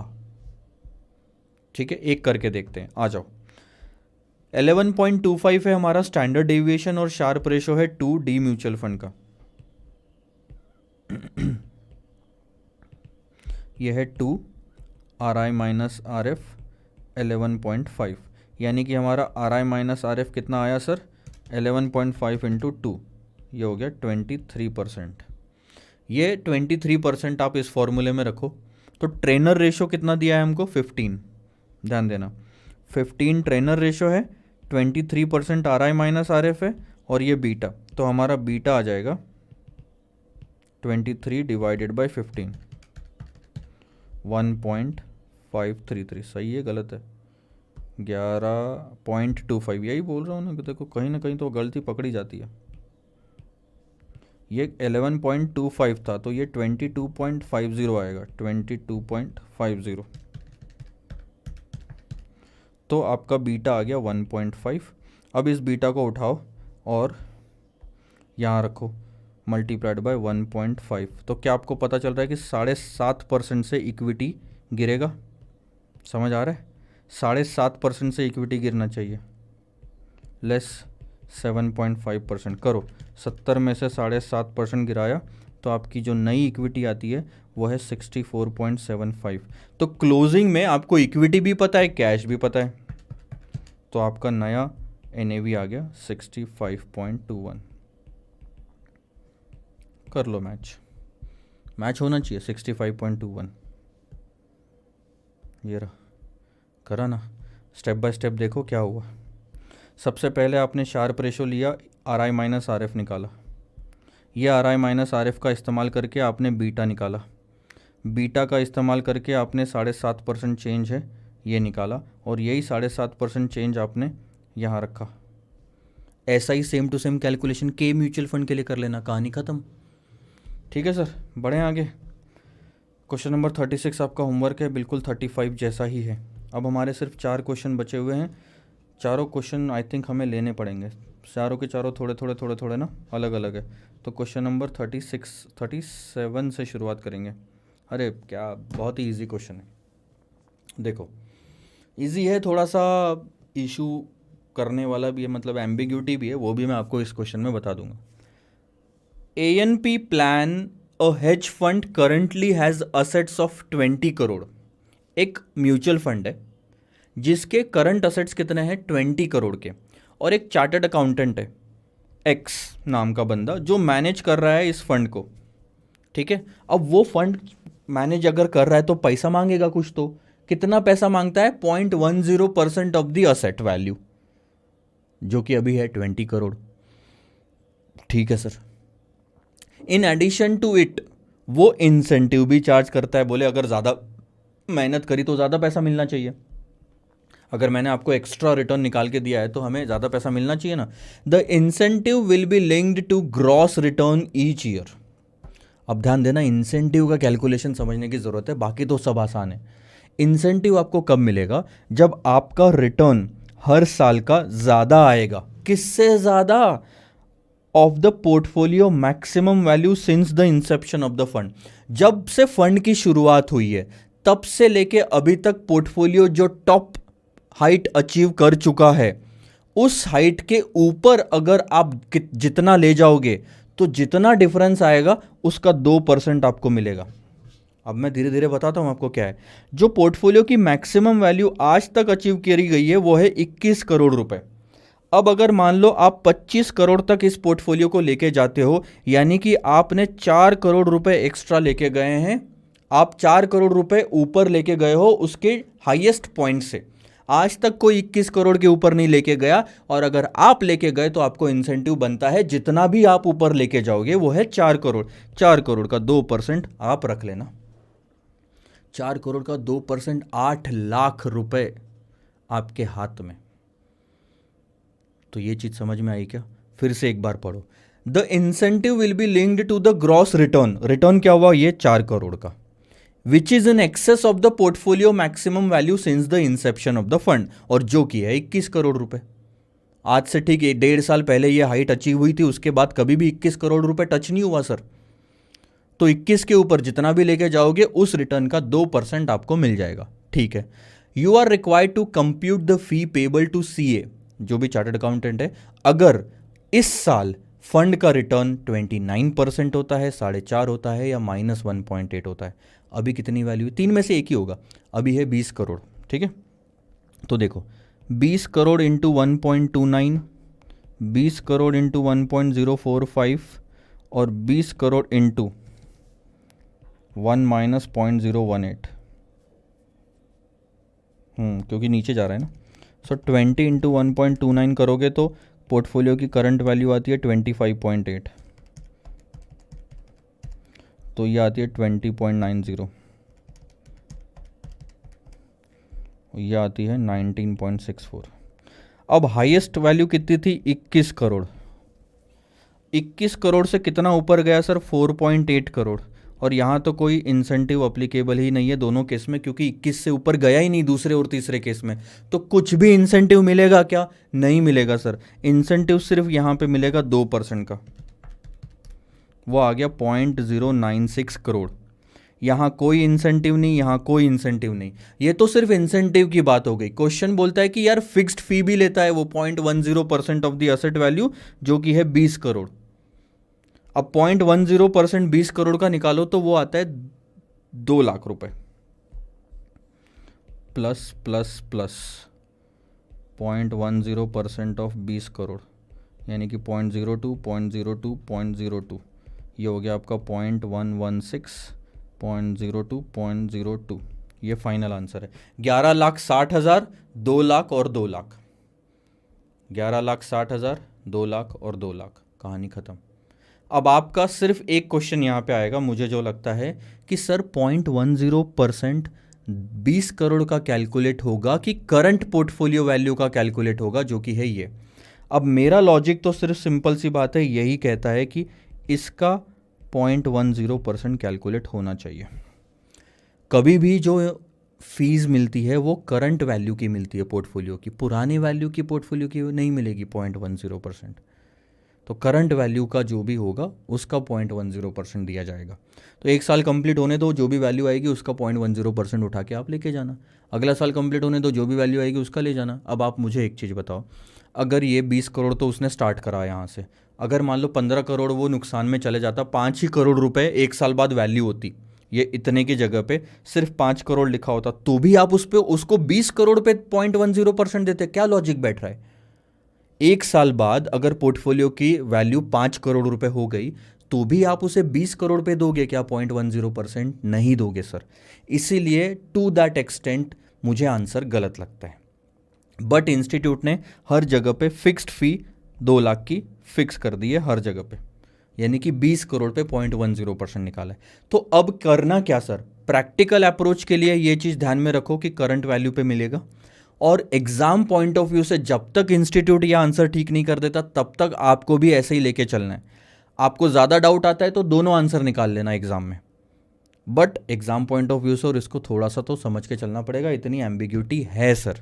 अब इंस्टीट्यूट तक पहुंचाए कोई, इंस्टीट्यूट का सही में दिमाग लगे और अगले बार ये ठीक करे, तब तक तो हमारे पास टाइम नहीं है, हमें तो अगले मई नवंबर में क्लियर करना है। तो ये चीज़ का हमेशा ध्यान रखना, ठीक है। बाकी तो वही सब कैलकुलेशन है जो मैंने आपको अभी बताया। क्वेश्चन नंबर 37 सर हमारा इसके साथ ख़त्म हुआ। 38 एक्चुअल में देखा जाए ना तो म्यूचुअल फंड का क्वेश्चन है ही नहीं, वो है आपका सिक्योरिटी वैल्यूएशन का क्वेश्चन। पढ़ने के बाद में पता चलेगा, बस उसमें थोड़ा म्यूचुअल फंड नाम यूज़ किया हुआ है इसलिए यहाँ आ गया। एक्चुअल में देखा जाए तो वो जाना चाहिए, शिफ्ट होना चाहिए सिक्योरिटी वैल्यूएशन में, ठीक है। देखेंगे, आ जाओ क्वेश्चन पढ़ते हैं sir. Bluetooth mutual fund plan कर रहा है कि वो एक फिक्स्ड इनकम फंड लेके आएगा मार्केट में, और वो 100 करोड़ रुपए उठाना चाहता है उससे। 1 जनवरी 2015 को 7 साल के लिए रहेगा, ठीक है। उसका जो टारगेट ड्यूरेशन है, ध्यान देना मेरी बात पे, ड्यूरेशन वो होगा 5.5 ईयर्स का।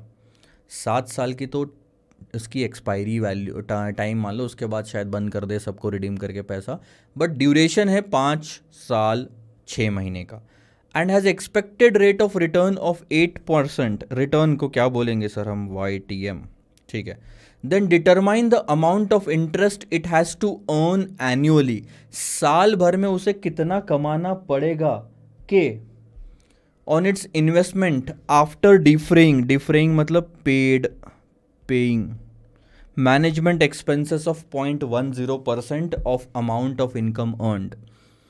जितना भी कमाया जाएगा मार्केट में इन्वेस्टमेंट करके, उसमें से 10% तो रिकरिंग एक्सपेंसेस हो जाएंगे सर ये, और उसके बाद इन्वेस्टर को 8% रिटर्न पहुंचाना है। ये वैसा सा ही क्वेश्चन है लेकिन थोड़ा अलग तरीके से सॉल्व होगा।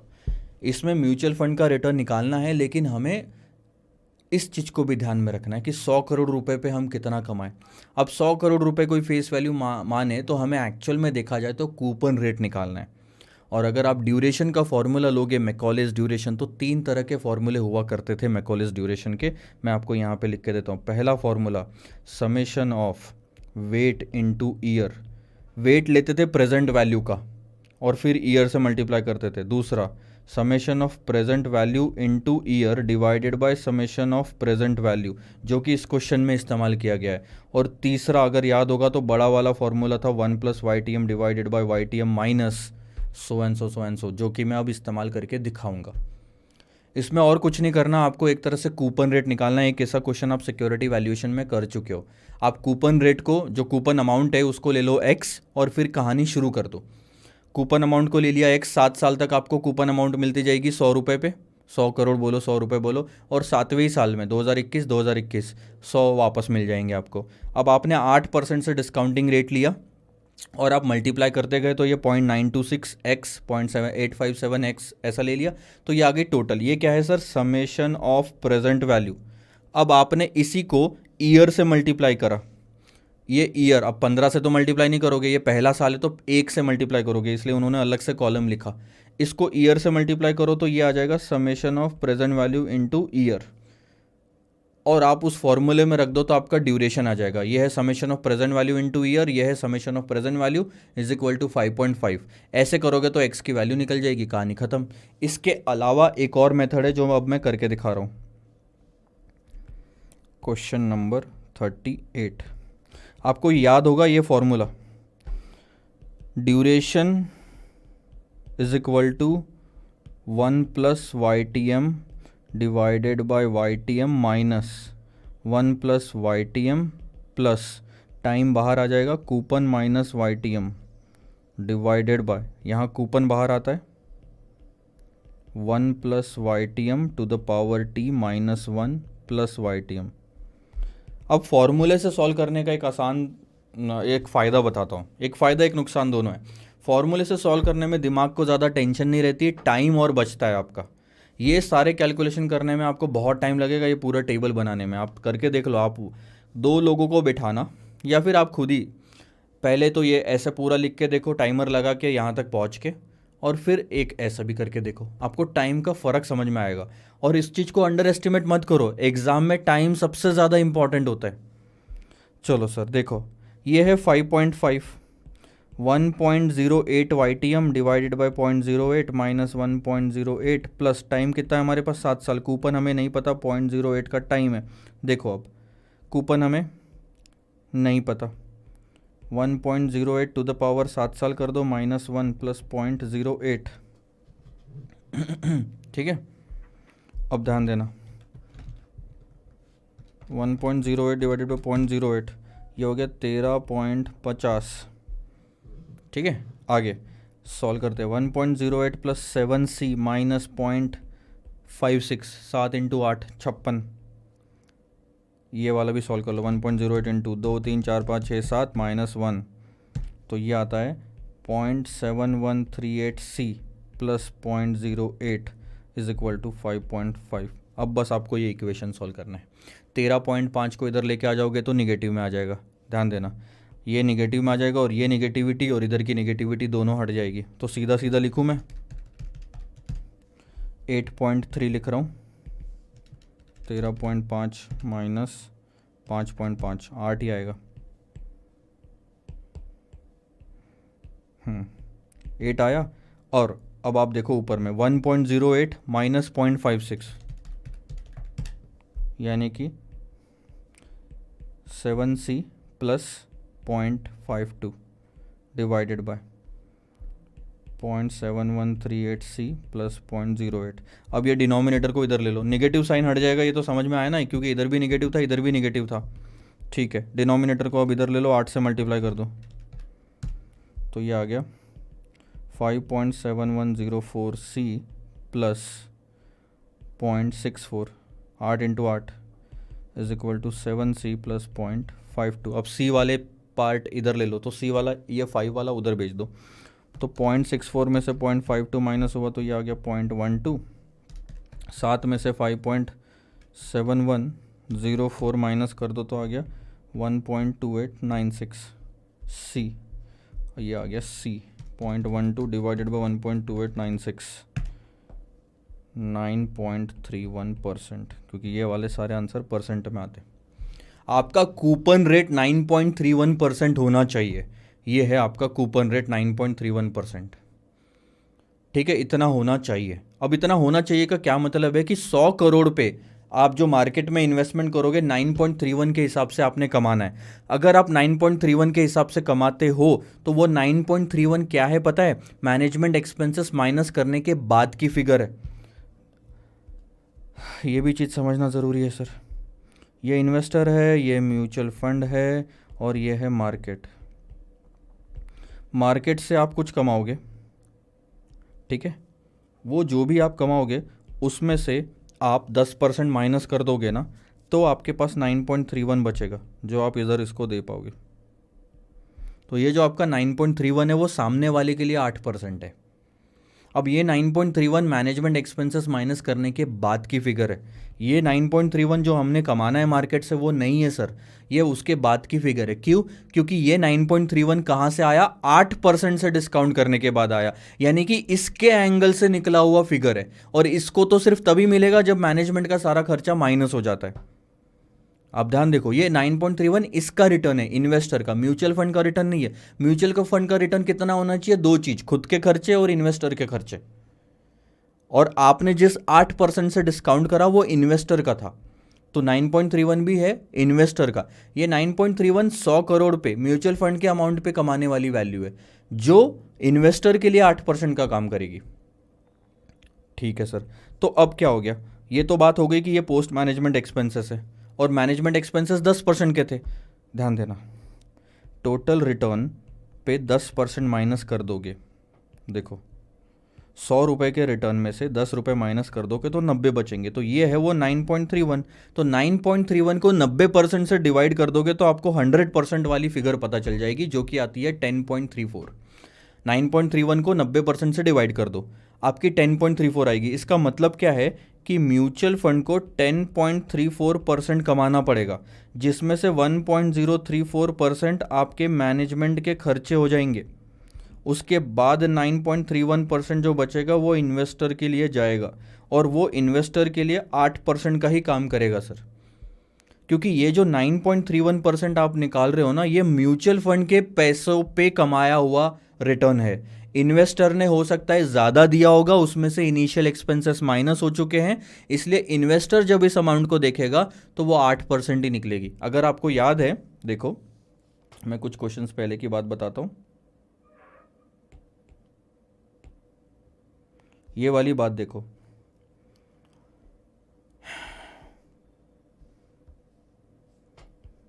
मैं इतना आंसर निकालता हूँ सबसे पहले, 16 डिवाइडेड बाई 0.945। तो म्यूचुअल फंड जब 16.93% कमा रही थी ना अपने पैसों पे, वो पैसा इन्वेस्टर के लिए सिर्फ 16% था। सेम उसी तरह से जब 9.31 कमाएगी म्यूचुअल फंड, वो इन्वेस्टर के लिए सिर्फ 8% का काम करेगा। सेम। चलो सर, ये समझ में आया। अब इसमें मैक्सिमम पार्ट जो आपने यूज़ करा है वो तो था आपका पूरा सिक्योरिटी वैल्यूएशन का, देख रहे हो ना। इसमें से कुछ भी ऐसा नहीं है कि म्यूचुअल फंड का कॉन्सेप्ट यूज़ हुआ है ज़्यादा। तो ये आपको आंसर समझ में आ गया। आगे बढ़े सर। क्वेश्चन नंबर 39 हमारा सबसे बड़ा क्वेश्चन रहेगा, और उसमें एक और चीज़ आप समझोगे, सीखोगे। तो पहले क्वेश्चन पढ़ते हैं, सॉल्व करने की कोशिश करते हैं। बीच में रुक के पहले हम उस कॉन्सेप्ट के बारे में समझेंगे और फिर आगे बढ़ेंगे। इसमें थोड़ा सा टाइम लूँगा, तो एक ब्रेक लेके आता हूँ, उसके बाद इस क्वेश्चन को सॉल्व करेंगे, और उसके बाद का आखिरी क्वेश्चन तो 5 मिनट के खेल है, वैसा क्वेश्चन आप ऑलरेडी कर चुके हो। तो ठीक है, क्वेश्चन नंबर 39 हम लेते हैं एक ब्रेक के बाद सर। सेकंड लास्ट क्वेश्चन है हमारा। Welcome back after the break. Question पढ़ते हैं और देखते हैं क्या क्या चीज़ें दी हुई है। 1 जनवरी 2020 को एक ओपन एंडेड स्कीम थी, mutual fund had outstanding units of 300 lakhs with a NAV of 20.25। लिखते हुए चलते हैं। तो आपको ना अच्छे से समझ में भी आएगा। क्वेश्चन नंबर 39 ये कौन सी डेट है? 1 जनवरी 2020।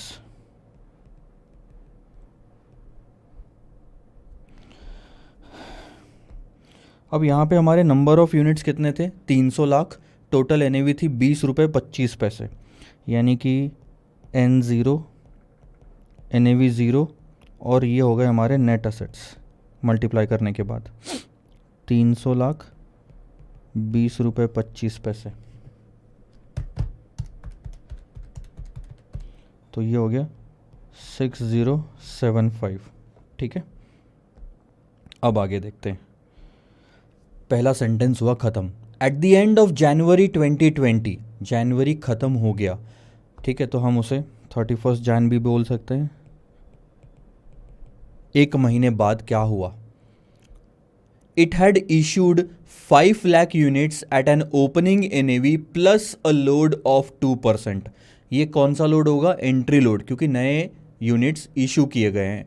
एडजस्टेड फॉर डिविडेंड इक्वलाइजेशन, जिसके बारे में आपको पढ़ना या हम कॉन्सेप्ट इस चीज़ का समझेंगे। तो यहाँ पे क्या हुआ? 5 लाख यूनिट और इशू हुए। ये 5 लाख यूनिट जो इशू हुए उसका इशू प्राइस क्या था ये बताता हूँ मैं। Opening NAV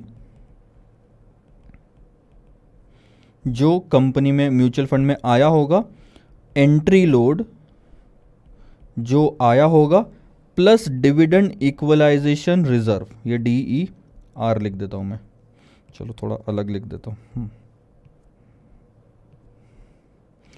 dividend equalisation reserve, opening NAV, entry load और डिविडेंड इक्वलाइजेशन रिजर्व, ये 3 चीज़ों का टोटल करके इशू प्राइस बनी है यहाँ पे। और उस प्राइस पे 5 लाख रुपए, 5 लाख यूनिट्स मार्केट में फ्लोट किए गए। इतना पैसा म्यूचुअल फंड में आया है। ठीक है, आगे देखो। और क्या होता है डिविडेंड इक्वलाइजेशन ये भी मैं बताऊंगा। Eight the end of February 2020, यानी कि ये हो गया 2020 को अगर हम 4 से डिवाइड करते हैं तो ये हो गया 29 फरवरी।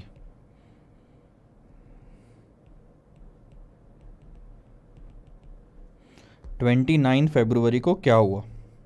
Eight the end of 29 February it had repurchased 2,50,000 units हमने और वापस ले लिए, रीपरचेस्ड। ठीक है, तो 300 से 305 लाख हुए थे, अब वापस 302,50,000 हो गए। ठीक है, और वो जो हमने रीपरचेस किए क्या रेट पे किया? At opening NAV less 2% exit load and dividend equalisation reserve को एडजस्ट किया। ध्यान देना, opening NAV less exit load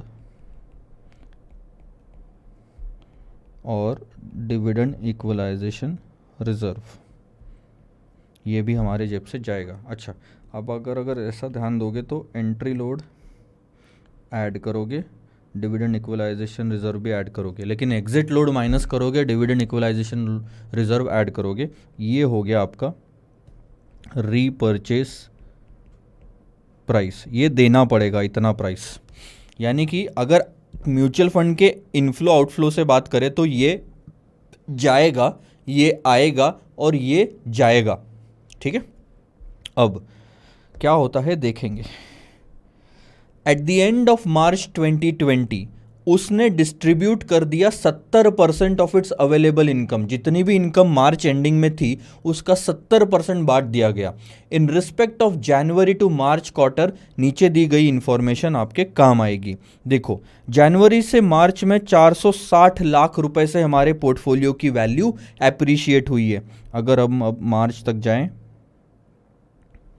तो 31 मार्च थोड़ा दूर लिख रहा हूँ।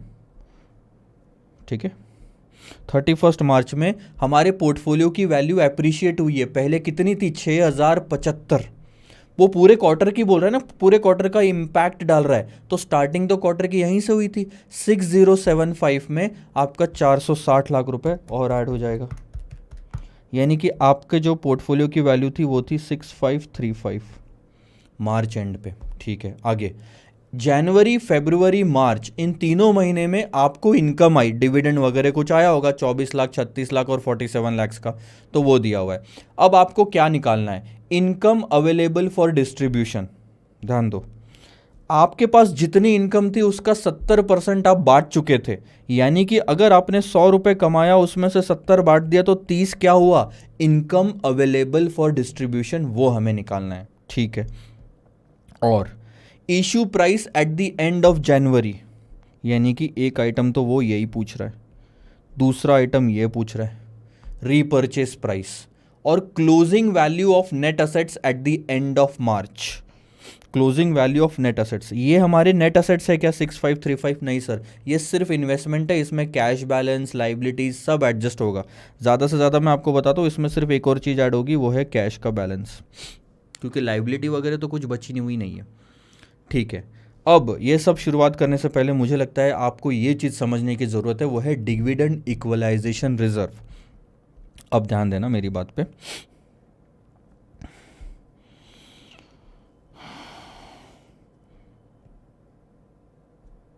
ये है इन्वेस्टर, ये है म्यूचुअल फंड, और ये है मार्केट। ठीक है, इन्वेस्टर ने म्यूचुअल फंड में इन्वेस्ट किया, म्यूचुअल फंड ने मार्केट में इन्वेस्ट किया। अब ध्यान देना, मार्केट अगर मान लो, मार्केट अगर डिविडेंड दे रहा है म्यूचुअल फंड को, मान लो 15 लाख रुपए का डिविडेंड दिया उस साल, म्यूचुअल फंड भी अपने इन्वेस्टर्स को रिटर्न देती है, बट म्यूचुअल फंड क्या इंश्योर करेगी कि म्यूचुअल फंड 15 लाख से कम ही देगी इन्वेस्टर्स को डिविडेंड, डिविडेंड कैपिटल गेन जो भी है। इसका मतलब क्या हुआ, 3 लाख रुपए अभी भी म्यूचुअल फंड के पास पड़े हुए हैं, इसे कहा जाता है डिविडेंड रिजर्व, रिजर्व में रखा। क्यों पता नहीं, अभी बात करेंगे उसके बारे में क्यों रखा। अब अगले साल मान लो फिर से यही कहानी हुई, अगले साल फिर से मार्केट ने 15 लाख रुपए का डिविडेंड दिया म्यूचुअल फंड को, और म्यूचुअल फंड ने फिर से 12 लाख रुपए का डिविडेंड दिया, यानी कि और 3 लाख रुपए ऐड हो गए। अब रिजर्व में कितना पैसा है, 6 लाख रुपए, और ऐसे कहानी चलती गई। कोई तो एक साल ऐसा आएगा जब मार्केट सिर्फ मान लो 10 लाख का ही, 10 लाख भी बहुत ज़्यादा बोल दिया मैंने, मान लो 9 लाख रुपए का ही इनकम देगा। मार्केट म्यूचुअल फंड को सिर्फ 9 लाख का इनकम दे रहा है, और उस साल म्यूचुअल फंड इन्वेस्टर्स को 12 लाख ही दे रहा है। क्यों सर, जब 15 का 12 आया तो आपने बोला था कि म्यूचुअल फंड कम देगा, तो यहाँ 9 आया तो 9 से कम देना चाहिए। अरे मतलब तो समझो कि 12 क्यों दिया गया। अब ध्यान देना इन सारी कहानी का, म्यूचुअल फंड क्या कर रहा है, म्यूचुअल फंड एक स्टेबल इनकम प्रोवाइड कर रहा है over a period to the investors, जिससे म्यूचुअल फंड की एक अच्छी हिस्ट्री बनती जाती है। जो पब्लिक अभी इन्वेस्टर नहीं है इस म्यूचुअल फंड का, वो लोग इस ट्रेंड को देखते हैं और दिखता है कि यार mutual fund continuously stable return दे रही है, यानी ये म्यूचुअल फंड काफ़ी अच्छा है, म्यूचुअल फंड में इन्वेस्टमेंट करना चाहिए। इससे म्यूचुअल फंड का फ़ायदा होगा क्योंकि उसकी डिमांड बढ़ेगी, डिमांड बढ़ेगी तो वैल्यू बढ़ेगी, बहुत ज़्यादा पैसा आएगा। इसीलिए म्यूचुअल फंड को एक चीज़ इंश्योर करनी थी स्टार्टिंग से ही कि जो भी हम दे, जितना भी हम दे, भले ही कम दे, लेकिन जितना भी दे वो मेंटेन करके रखना है। यानी कि किसी साल अगर मार्केट हमें अच्छा रिटर्न नहीं दे पाए, उस टाइम पे भी हम इन्वेस्टर को अच्छा रिटर्न दे पाए, ऐसे हाल बनाने हैं, ऐसी सिचुएशन बनानी है। इसलिए म्यूचुअल फंड ने क्या किया, स्टार्टिंग से ही आपके जेब में पैसा थोड़ा कम डाला ताकि कम कम वाली अमाउंट आपको कंटिन्यूसली दी जा सके। म्यूचुअल फंड ने क्या किया, 3 लाख रुपए खुद के पास रिजर्व रख लिए, फिर 3 लाख रुपए खुद के पास रिजर्व रख लिए। म्यूचुअल फंड के पास यहाँ पे 6 लाख रुपए रिजर्व में थे।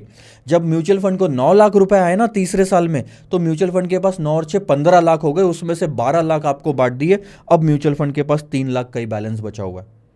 आप समझ रहे हो कि ये रिजर्व क्यों क्रिएट किया गया था पिछले 2 साल में।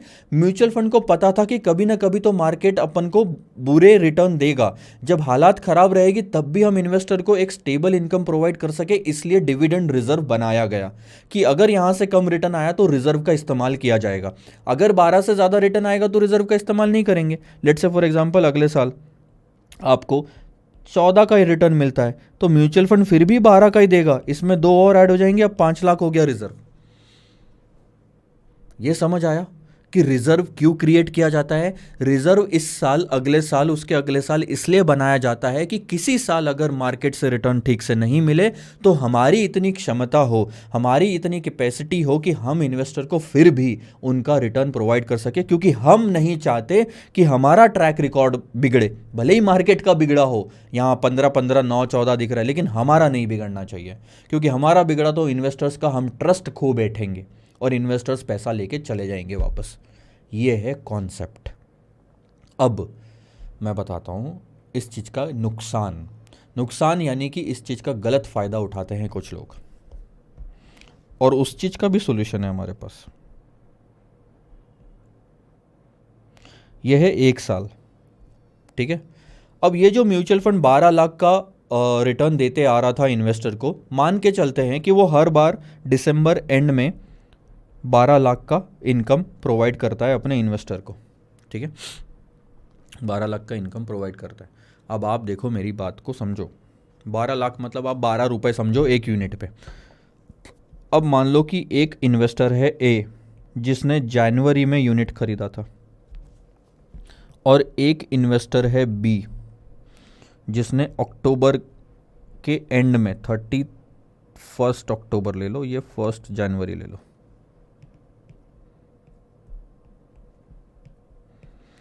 को यूनिट खरीदा। अब ध्यान देना, मुझे ये बताओ कि जब डिविडेंड बांटा जाएगा तो ए को कितना मिलेगा और बी को कितना मिलेगा। जब डिविडेंड बांटा जाएगा तो ए को मिलेगा 12, बी को भी मिलेगा 12, दोनों को मिला के 24 रुपये डिविडेंड दिया जाएगा। अब आप बोलोगे सर ये तो गलत है। एग्जैक्टली, मैं भी तो यही बताना चाहता हूँ कि ये गलत है, बट आप पहले तो स्ट्रैटेजी समझो। मतलब होता क्या है, म्यूचुअल फंड के यूनिट्स ना हर सेकंड में कोई खरीद रहा होता है, कोई बेच रहा होता है, साल भर। तो म्यूचुअल फंड ये देखेगा ही नहीं कि किसने कितने दिन के लिए यूनिट्स अपने क्या कहते हैं खरीदे और बेचे। म्यूचुअल फंड क्या करता है, एक रिकॉर्ड डेट आती है यहाँ पे, उस डेट को फिक्स कर देता है कि इस दिन इस टाइम तक जितने यूनिट होल्डर्स हमारे रजिस्टर में हैं उन सबको डिविडेंड मिलेगा। यानी कि ए वाला जो बंदा था वो भी इस रजिस्टर में नाम था उसका, बी का भी नाम रजिस्टर में था, इसलिए दोनों को 12-12 मिले। लेकिन आपको लॉजिकली समझ में आ रहा है कि ये गलत है। ए ने साल भर इंतजार करा 12 रुपए पाने के लिए, और बी आया और 2 महीने में ही, अक्टूबर तो खत्म हो गया, नवंबर दिसंबर, 2 महीने में ही उसको 12 मिल गए। अगर ऐसा चलता रहा तो मार्केट में यह ट्रेंड बैठ जाएगा और मैक्सिमम लोग यहाँ आके परचेस करने लग जाएंगे इस म्यूचुअल फंड के यूनिट्स। तो यहाँ म्यूचुअल फंड के पास पैसा आएगा, लेकिन जैसे डिविडेंड बांटा जनवरी में, सब लोग अपना यूनिट बेच देंगे। क्यों रखेंगे फालतू में, क्या करना है। फिर से पूरा 10 महीने तक इंतजार करेंगे, म्यूचुअल फंड के पास ये 10 महीनों में पैसा नहीं रहेगा। सब लोग अक्टूबर नवंबर में आना चालू करेंगे, दिसंबर में अपना पैसा लेंगे, जनवरी में भाग जाएंगे। यानी कि अक्टूबर यानी नवंबर से लेकर जनवरी तक म्यूचुअल फंड के पास में काफ़ी डिमांड होती है, लेकिन इस साल इस पर्टिकुलर ईयर पीरियड में कोई डिमांड नहीं होती, क्योंकि लोगों को आइडिया बैठ गया है कि हर साल दिसंबर में पैसा दिया जाता है और वो तो देते रहना है। मैंने तो बोला ना, स्टेबल इनकम की हिस्ट्री तो मेंटेन करके रखना है, तो उसको नहीं हिला सकते। तो अब ऐसे केस में सोल्यूशन क्या होता है, बहुत सिंपल सा सॉल्यूशन होता है सर, ध्यान देना क्या होगा। जब भी बी आएगा उसको एनएवी तो देना ही पड़ेगा उस पॉइंट का, उसको उसके पहले का 9-10 महीने हो गए ना, हम 12 का डिविडेंड बांटते हैं पूरे साल भर के लिए, तो 10 महीने के लिए 10 रुपये का डिविडेंड उसे देना पड़ेगा। यानी कि वो मान लो 50 रुपये की एनएवी तो देगा, 10 रुपये का डिविडेंड इक्वलाइजेशन रिजर्व भी देगा, यानी कि 60 रुपये उससे हम ले लेंगे। तो अब आप ध्यान देना कि उसके जेब में 10 रुपये गए, उसके जेब से जब वो अक्टूबर में आया, एनएवी तो गई, 10 रुपये का डिविडेंड भी गया, और उसको दिसंबर एंड में 12 रुपये का डिविडेंड मिला। यानी लॉजिकली देखो तो उसको सिर्फ 2 रुपये का डिविडेंड मिला है 2 महीने के लिए। हमने क्या किया, जब वो आया ना बंदा, तभी उससे पुराने महीने का भी इनकम ले लिया। हम उसको पूरे इनकम में अगर हिस्सा दे रहे हैं तो उतना इनकम उससे ले लो। 10 महीने का गैप आ गया था, जब वो आया उस टाइम पे 10 रुपये और ले लो। इसको बोलते हैं डिविडेंड इक्वलाइजेशन रिजर्व। आई बात। तो उसको 50 रुपये भी देने पड़ेंगे, उसको 10 रुपये भी देने पड़ेंगे, टोटल वो 60 देगा। 50 में 10 ऐड हो रहे हैं, ध्यान देना सर, ये जो भी होगा 50 या जो भी होगा उसमें ये डिविडेंड इक्वलाइजेशन रिजर्व ऐड होगा, ठीक है। ये चीज़ समझ में आई क्या? डिविडेंड इक्वलाइजेशन रिजर्व क्यों होता है? क्योंकि ये गलत फ़ायदा ना उठाया जाए। अब देखो अक्टूबर में आए कोई या कहीं पे भी आए, कोई फ़र्क नहीं पड़ता, जितना लेट आएगा बंदा उसको उतना ज़्यादा स्टार्टिंग में देना ही पड़ेगा, और मिलेगा 12 ही। यहाँ पे भी 12 मिल रहा था, यहाँ पे भी 12 मिलेगा, लेकिन नेट में देखा जाएगा तो 2 ही रुपये मिले उसको, ऐसा माना जाएगा। तो अब पूरे साल भर में डिमांड प्रॉपर रहेगी, ऐसा नहीं कि कभी एकदम से मैनिपुलेट करा जा रहा है कोई भी। इसके अलावा एक और चीज़ बताता हूँ। मान लो कि ए को किसी कारणवश 31 मार्च को यूनिट बेचने पड़ रहे हैं, तो उसको एनएवी तो मिलेगा ही, लेकिन 3 महीने तक वो था ना यूनिट होल्डर, एथिकली देखा जाए तो उसको 3 महीने का डिविडेंड 3 रुपये मिलना चाहिए। इसलिए डिविडेंड इक्वलाइजेशन रिजर्व में से उसको पुरानी इनकम जितना भी उसका बनता है वो दे दिया जाएगा। तो एनएवी में डिविडेंड इक्वलाइजेशन रिजर्व दिया जाएगा और उसको इतना पैसा दे के भगा दिया जाएगा, मतलब चला जाएगा वो। तो यहाँ पे भी अगर आप ध्यान दोगे तो ओपनिंग एनएवी, जो भी एनएवी पे आप रीपर्चेस कर रहे हो, उसमें भी डिविडेंड इक्वलाइजेशन रिजर्व उसको दिया जाता है। तो ये रिजर्व जो है म्यूचुअल फंड के जेब से जा रहा है, ये रिजर्व म्यूचुअल फंड के जेब में आ रहा है। एग्जिट लोड और एंट्री लोड जो होता है ना, एंट्री लोड म्यूचुअल फंड के जेब में जाएगा। ये जो प्लस माइनस कर रहा हूं ना, ये प्लस माइनस का साइन सिर्फ ओपनिंग एनएवी के लिए। अगर आप म्यूचुअल फंड का साइन देखो तो म्यूचुअल फंड में ये पैसा आता है, एंट्री लोड आता है, डिविडेंड इक्वलाइजेशन रिजर्व आता है, और रीपर्चेस के टाइम पे म्यूचुअल फंड ये पैसा देती है, वापस खरीद रही है ना तो एनएवी देगी, एग्जिट लोड लेगी और डिविडेंड इक्वलाइजेशन रिजर्व देगी। म्यूचुअल फंड के एंगल से ये साइन होता है, plus plus plus minus plus minus. तो आपको समझ में आया डिविडेंड इक्वलाइजेशन रिजर्व क्या होता है? कि भैया ये लूप होल को बंद करने के लिए हमने लाया हुआ कॉन्सेप्ट है। जब भी आओ पुराना पैसा, पुरानी इनकम में हिस्सा लेके आओ। अगर आप आगे की सारी इनकम में हिस्सा लेना चाहते हो तो आप पुरानी इनकम में पहले हिस्सा लेके आओ, जब जा रहे हो तो हिस्सा लेके जाओ, ठीक है। इसको इशू प्राइस कहा जाता है, इसको रीपर्चेस प्राइस कहा जाता है। चलो अब बढ़ते हैं आगे। मुझे लगता है अब हम आसानी से क्वेश्चन को सॉल्व कर सकते हैं। तो सबसे पहला पार्ट लेता हूँ। ओपनिंग एनएवी कितनी थी सर? 20 रुपये 25 पैसे। उसमें एंट्री लोड चार्ज किया जाएगा, कितना चार्ज करा जा रहा है? 2% का, ठीक है। यहाँ पे हम रुक जाएंगे। 20 रुपये 25 पैसे पे 2% यानी कि 0.405। डिविडेंड इक्वलाइजेशन की मैं बात करूँगा। यहाँ पे 20 रुपये 25 पैसे पे 2% ही है ना, एग्जिट लोड भी 2% है, तो ये माइनस हो जाएगा 0.405, क्योंकि ये पैसा म्यूचुअल फंड के पास आ रहा है, लोड भी म्यूचुअल फंड के पास आ रहा है। ये जा रहा है बट ये आ रहा है, तो ये इसलिए माइनस होगा। अब इसका तो पॉइंट तभी आएगा जब हम एक स्टेटमेंट बनाएंगे डिविडेंड इक्वलाइजेशन रिजर्व वाला। अब ध्यान देना क्या होगा रिजर्व वाला स्टेटमेंट। सीधा सीधा मैं आंसर से आपको बताता हूँ क्या होता है। शुरुआत करते हैं सर, ठीक है। ये income from January, income from February, income from March, धीरे धीरे करके लेते हैं। देखो जनवरी की इनकम आई थी तब हमारे पास यूनिट होल्डर्स कितने थे? 300 लाख थे, ठीक है। कितनी इनकम आई थी हमारे पास जनवरी की? 24 लाख आई थी। अगर देखा जाए तो हर यूनिट में वो इनकम बांटें, अगर हम 24 लाख की, पूरा तो नहीं बांटेंगे लेकिन अगर बांटें तो 8 पैसा बनता है एक यूनिट का। सही बात है। इस पॉइंट पे हमको 24 लाख मिले थे, जिस पे इस पूरे 24 लाख पे, यहाँ ले लो, मैं ऊपर ले लेता हूँ ना थोड़ा सा। इस 24 लाख पे आप मुझे क्लियरली बताओ किसका हक बनता है? 300 लाख यूनिट्स का बनता ना, क्योंकि एक महीने तक उन्होंने अपना यूनिट होल्ड करके रखा। तो 24 लाख डिवाइडेड बाय 300 करोगे तो एक यूनिट का इनकम आएगा, वो है 8 पैसा। अब थोड़ा ध्यान देना, 5 लाख यूनिट होल्डर्स और ऐड हो रहे हैं यहाँ पे, जिनका इस 24 पे कोई हक नहीं बनता। सही बात है, लेकिन इनकम तो ये 24 की आगे कंटिन्यू होगी और ये 5 जो यूनिट होल्डर्स है वो भी 300 में मिक्स हो जाएंगे। इसीलिए ये जब आएंगे तब इनको बोलो कि ये जो एक महीना जा चुका है, इन 300 वालों की हर यूनिट पे इनकम 8 पैसे हैं, आप भी हर यूनिट पे 8 पैसे लेके आओ। 0.08 ये है डिविडेंड इक्वलाइजेशन रिजर्व। उस दिन तक की जितनी भी इनकम है डिवाइडेड बाय जितने भी यूनिट होल्डर्स है, एक यूनिट का पैसा आएगा, उतना उन्हें लेके आना पड़ेगा। तो ध्यान देना क्या होगा, 20.405 प्लस 0.08 यानी कि उस दिन की इशू प्राइस हो जाएगी 20.485। और इस 20.485 जो पैसा लिया जाएगा यूनिट होल्डर से, उसमें से 8 पैसा डिविडेंड रिजर्व में डाला जाएगा। 8 इंटू 5 लाख यानी कितना होता है 40,000।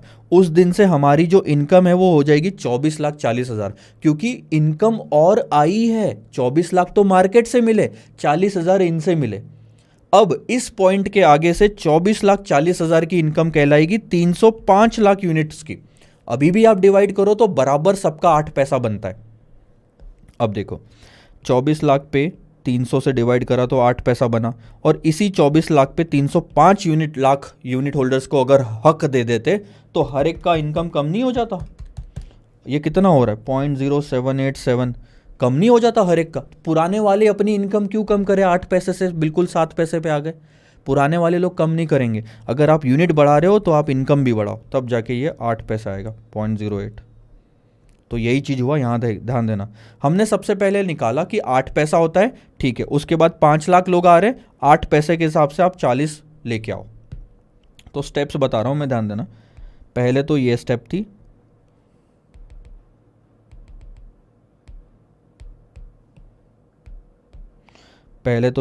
थी, दूसरी ये स्टेप थी, और तीसरी स्टेप है ये, मतलब ये 8 पैसे आखिरी में निकाला गया। इसके बाद पहली स्टेप ये है, दूसरी स्टेप ये है, 8 इंटू 5 करके तीसरी स्टेप 40 निकाला गया, और उसके बाद उसकी टोटल करी गई 24,40,000। ये है क्लोजिंग। उस दिन से अगर हमें आगे बढ़ना है तो ये फिगर दिखेगी कि हमारे टोटल यूनिट्स 305 हैं, 24,40,000 की हमारी इनकम हो चुकी है। 40,000 नए लोगों ने लाया, 24 लाख मार्केट से मिला, ठीक है, कहानी हुई ख़त्म।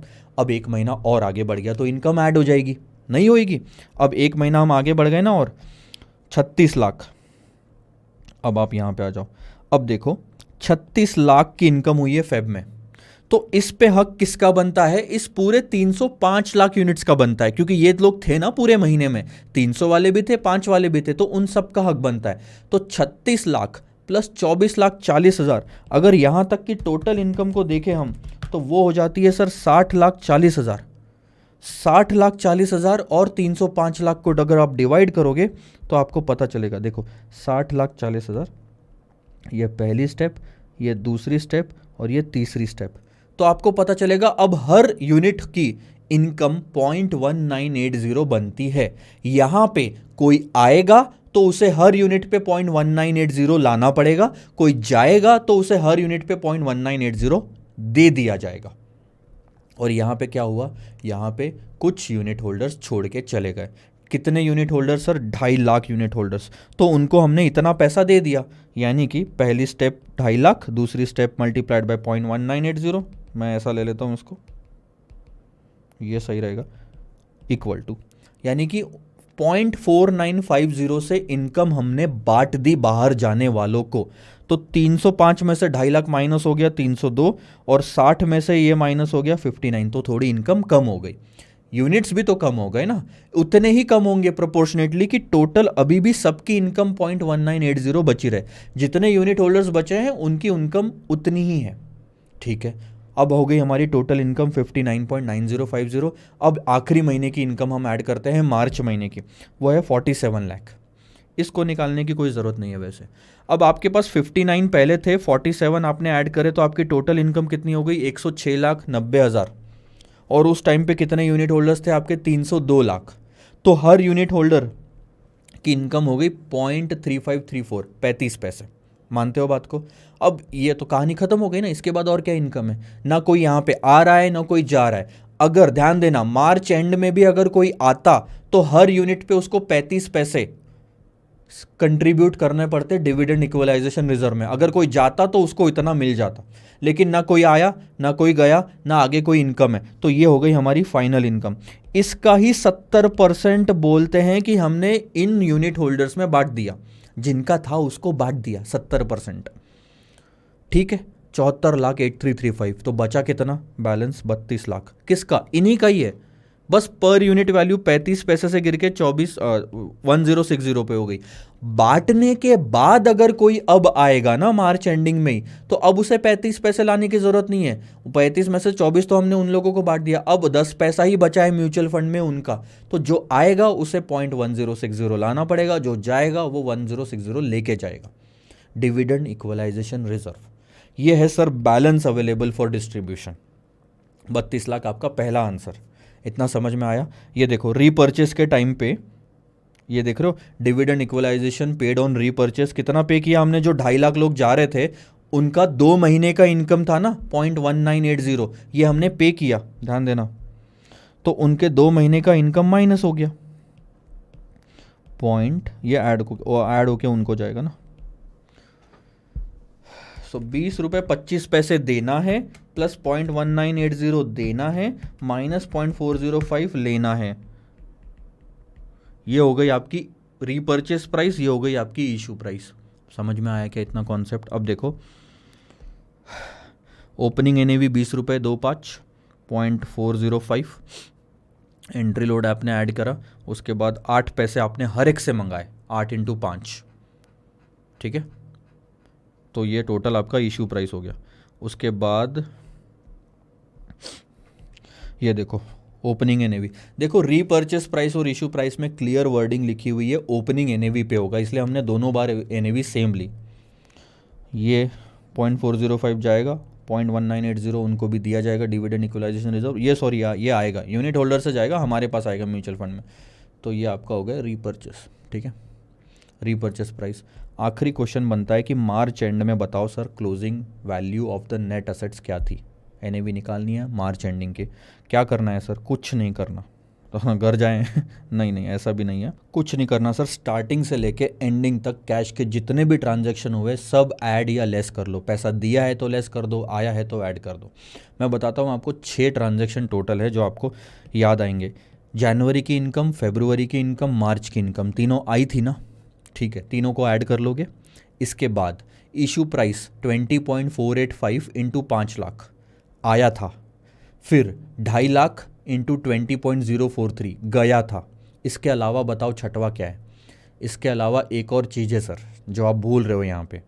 जनवरी की इनकम, फरवरी की इनकम, मार्च की इनकम आई थी तो ऐड कर लोगे। ये इशू प्राइस जो आपने इशू किया 5 lakh unit into 20.485 mutual fund में आया था कैश, तो ऐड कर लोगे। ये चौथा आइटम हो गया। पांचवा आइटम ये जो पैसा गया था।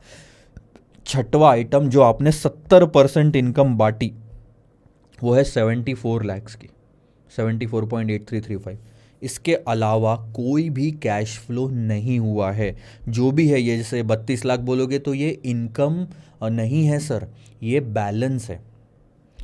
और आप बोलोगे सर ये 8 पैसा भी तो आया, ये 8 पैसा बोलो या 19 पैसा बोलो, ये सारा का सारा रीपर्चेस और इशू प्राइस में इंक्लूडेड है।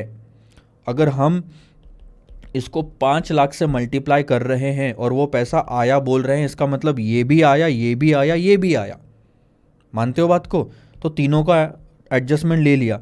हम अगर बोलते हैं कि इतना पैसा हमने 2.5 लाख यूनिट्स पे दिया है, इसका मतलब ये दिया, ये आया, ये दिया, तो तीनों ले लिया गया है। अब देखो क्या क्या है यहाँ पे, 6 चीज़ें हमने देखनी है।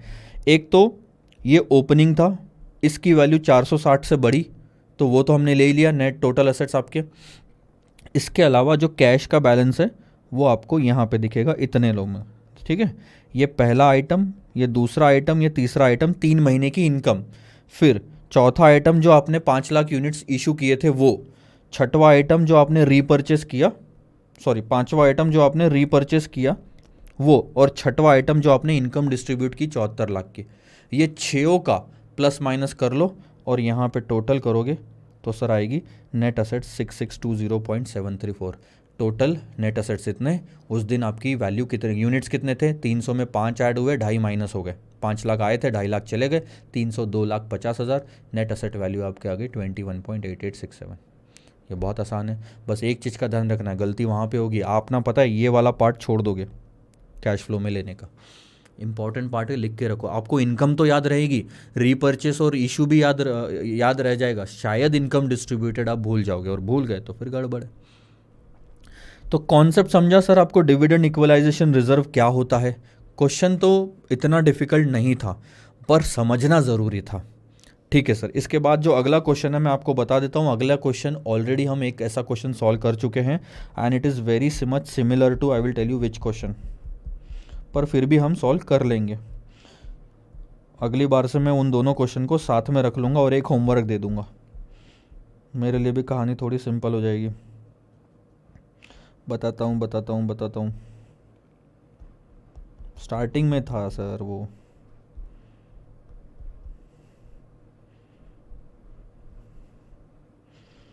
ये रहा क्वेश्चन नंबर 7 जैसा है, क्वेश्चन नंबर 7 जैसा है वो, और जो हम ऑलरेडी कर चुके हैं। ठीक है, चलो देखो अब।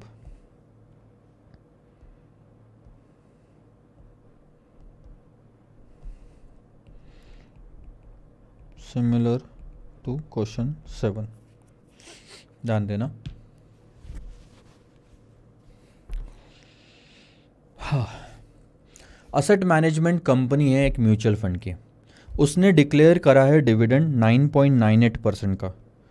ठीक है, on the units under the dividend reinvestment plan.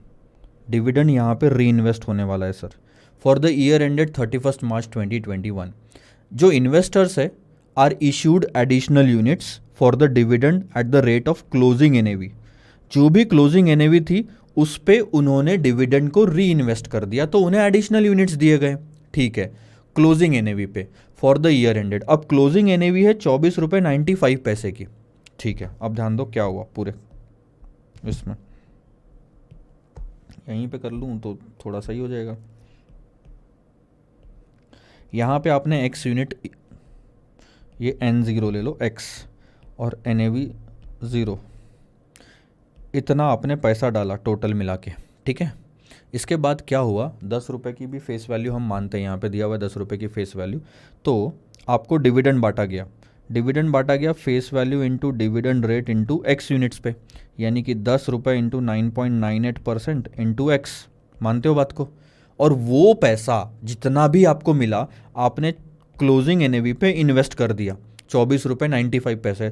तो इतना आपको एडिशनल यूनिट मिला होगा। तो पहले के यूनिट और एडिशनल यूनिट मिला के आपके क्लोजिंग यूनिट्स कितने हो गए पता है? 20,800 यूनिट, 20,800 यूनिट। ठीक है, made an investment unit before the declaration of the dividend and eight the rate of opening NAV plus an entry load of 0.04। तो आपने जो टोटल इन्वेस्टमेंट करा था ना, वो NAV 0 प्लस 0.04, यानी कि ये था आपका पब्लिक ऑफर प्राइस जिस पे आपने खरीदा था। इसके बारे में बात करेंगे।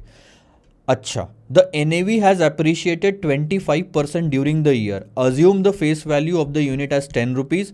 ओपनिंग NAV निकालो, यूनिट्स कितने परचेस करे वो निकालो, और ओरिजिनल अमाउंट निकालो इन्वेस्टमेंट की। तो मैं यहाँ पे थोड़ा लिख लेता हूँ, आखिरी क्वेश्चन है, आसानी से आराम से सॉल्व करेंगे थोड़ा।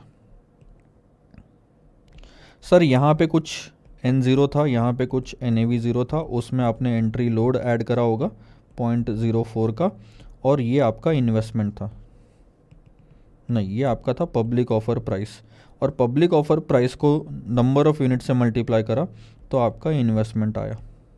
क्वेश्चन ना सिर्फ 3 चीज़ें पूछ रहा है, ये कितना है, NAV कितना है, और इन्वेस्टमेंट कितना है। ठीक है, इसके बाद आपको और क्या दिया हुआ है, आपको N1 और NAV 1 दिया हुआ है। N1 है 20,800 और NAV 1 है 24.95 रुपये। ठीक है, और क्वेश्चन बोलता है कि ये जो NAV है साल भर में जो ग्रो हुई है उसका रेट भी उन्होंने दे दिया कि साल भर में ये NAV कितने से ग्रो हुई है, 25% से ग्रो हुई है। यानी कि NAV 0 मल्टीप्लाइड बाय 1.25 करते तो 24.95 आना चाहिए। यहाँ से आपका पहला आंसर निकलेगा sir, closing NAV is equal to, या फिर बहुत सिंपल क्या मैं ऐसा लिख लूँ, NAV 1 is equal to NAV 0 into 1.25, 24 रुपये 95 पैसे is equal to NAV 0 into 1.25। तो NAV 0 इज इक्वल टू 24.95 ना, हाँ, डिवाइडेड बाय 1.25, तो ये आ गया 19.96।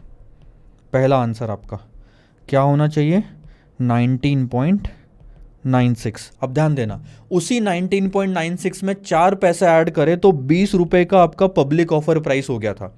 ठीक है, ये चीज को ध्यान रखना, क्योंकि अब 20 रुपये को N0 से मल्टीप्लाई करोगे तो आपका थर्ड आंसर भी आसानी से आ जाएगा। लेकिन अब निकालो पहला आंसर।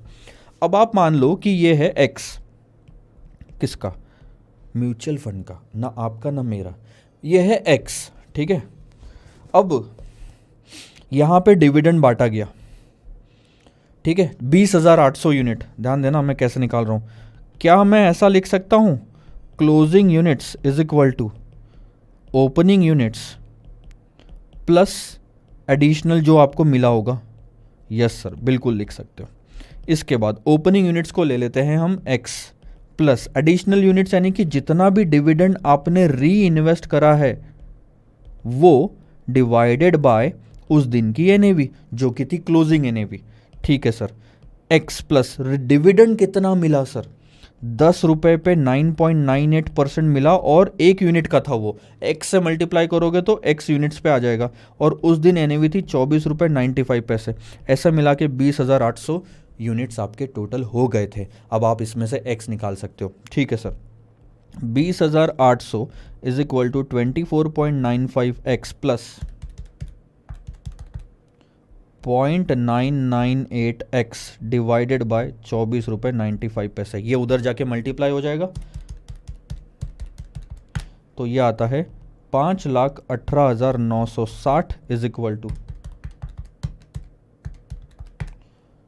25.948x और आप इसका x निकाल लो। 5,18,960 25.948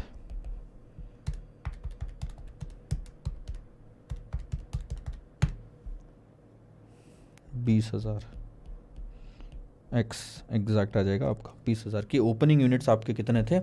20,000 यूनिट्स थे।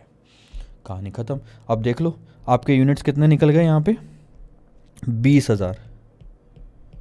तो 20,000 यूनिट्स खरीदे 20 रुपए की पब्लिक ऑफर प्राइस पे, 4 लाख रुपए का इन्वेस्टमेंट आ गया। तीनों फिगर निकल गई, ये देखो 19.96, 20,000 और 4 लाख। इसी के साथ सर म्यूचुअल फंड का चैप्टर हमारा समाप्त होता है। इसके बाद अगले चैप्टर में हम डेरिवेटिव से शुरुआत करेंगे। वॉल्यूम 1 आपका खत्म हुआ, तकरीबन 40% कोर्स में बोल सकता हूँ आपका ख़त्म हो चुका है। यहाँ से थोड़ा जल्दी जल्दी लेक्चर्स मिलना शुरू होंगे आपको, क्योंकि मैं देर रात तक रुक के रिकॉर्डिंग कंप्लीट कर रहा हूँ और मुझे मज़ा भी बहुत ज़्यादा आ रहा है। सो डेरिवेटिव्स मान लो आपके तकरीबन 6 चैप्टर बाकी है। ठीक है, डेरिवेटिव्स और इंटरेस्ट रेट रिस्क मैनेजमेंट एक सेक्शन में आ जाएगा, फिर फॉरेक्स और इंटरनेशनल फाइनेंशियल मैनेजमेंट एक सेक्शन में आ जाएगा, कॉर्पोरेट वैल्यूएशन और मर्जर्स एक सेक्शन में आ जाएगा। यानी कि एक बड़ा एक छोटा, एक बड़ा एक छोटा, एक बड़ा एक छोटा, ऐसा चैप्टर है। 6 चैप्टर्स, 3 बड़े 3 छोटे। तो छोटे वाले तो जल्दी हो जाते हैं, बड़े वालों में थोड़ा ज़्यादा टाइम लगता है। डेरिवेटिव्स पढ़ने के पहले और उसके लेक्चर्स देखने के पहले टाइम वैल्यू ऑफ मनी का फॉर्मूला बुक से एक बार थोड़ा सा अंदाज़ा ले लो, क्योंकि बहुत ज़्यादा इस्तेमाल होने वाला है और उसमें दिमाग लगाना पड़ेगा। तो मैं कॉन्सेप्ट समझाते समय थोड़ा स्लो चलूँगा। क्वेश्चंस हो सकता है फास्ट ले ले, लेकिन कॉन्सेप्ट समझाएंगे और फार्मूला वगैरह जब तक समझेंगे तब तक हम थोड़ा स्लो चलेंगे। तो उसमें थोड़ा ज़्यादा अटेंटिव होने की आपको ज़रूरत पड़ेगी। डिफ़िकल्टी लेवल ना यहाँ से बढ़ना चालू हो जाएगा एसएफएम में। अब आपको रियलिटी पता चलेगी कि एसएफएम थोड़ा सा डिफ़िकल्ट होता है। नेक्स्ट लेक्चर में मिलते हैं सर डेरिवेटिव्स के साथ। Bye bye.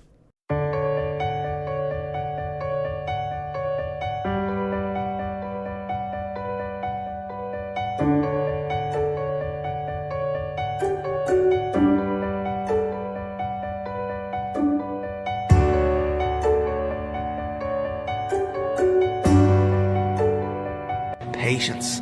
Patience is a skill we must master. Patience is one of the most valuable skills a human being must master.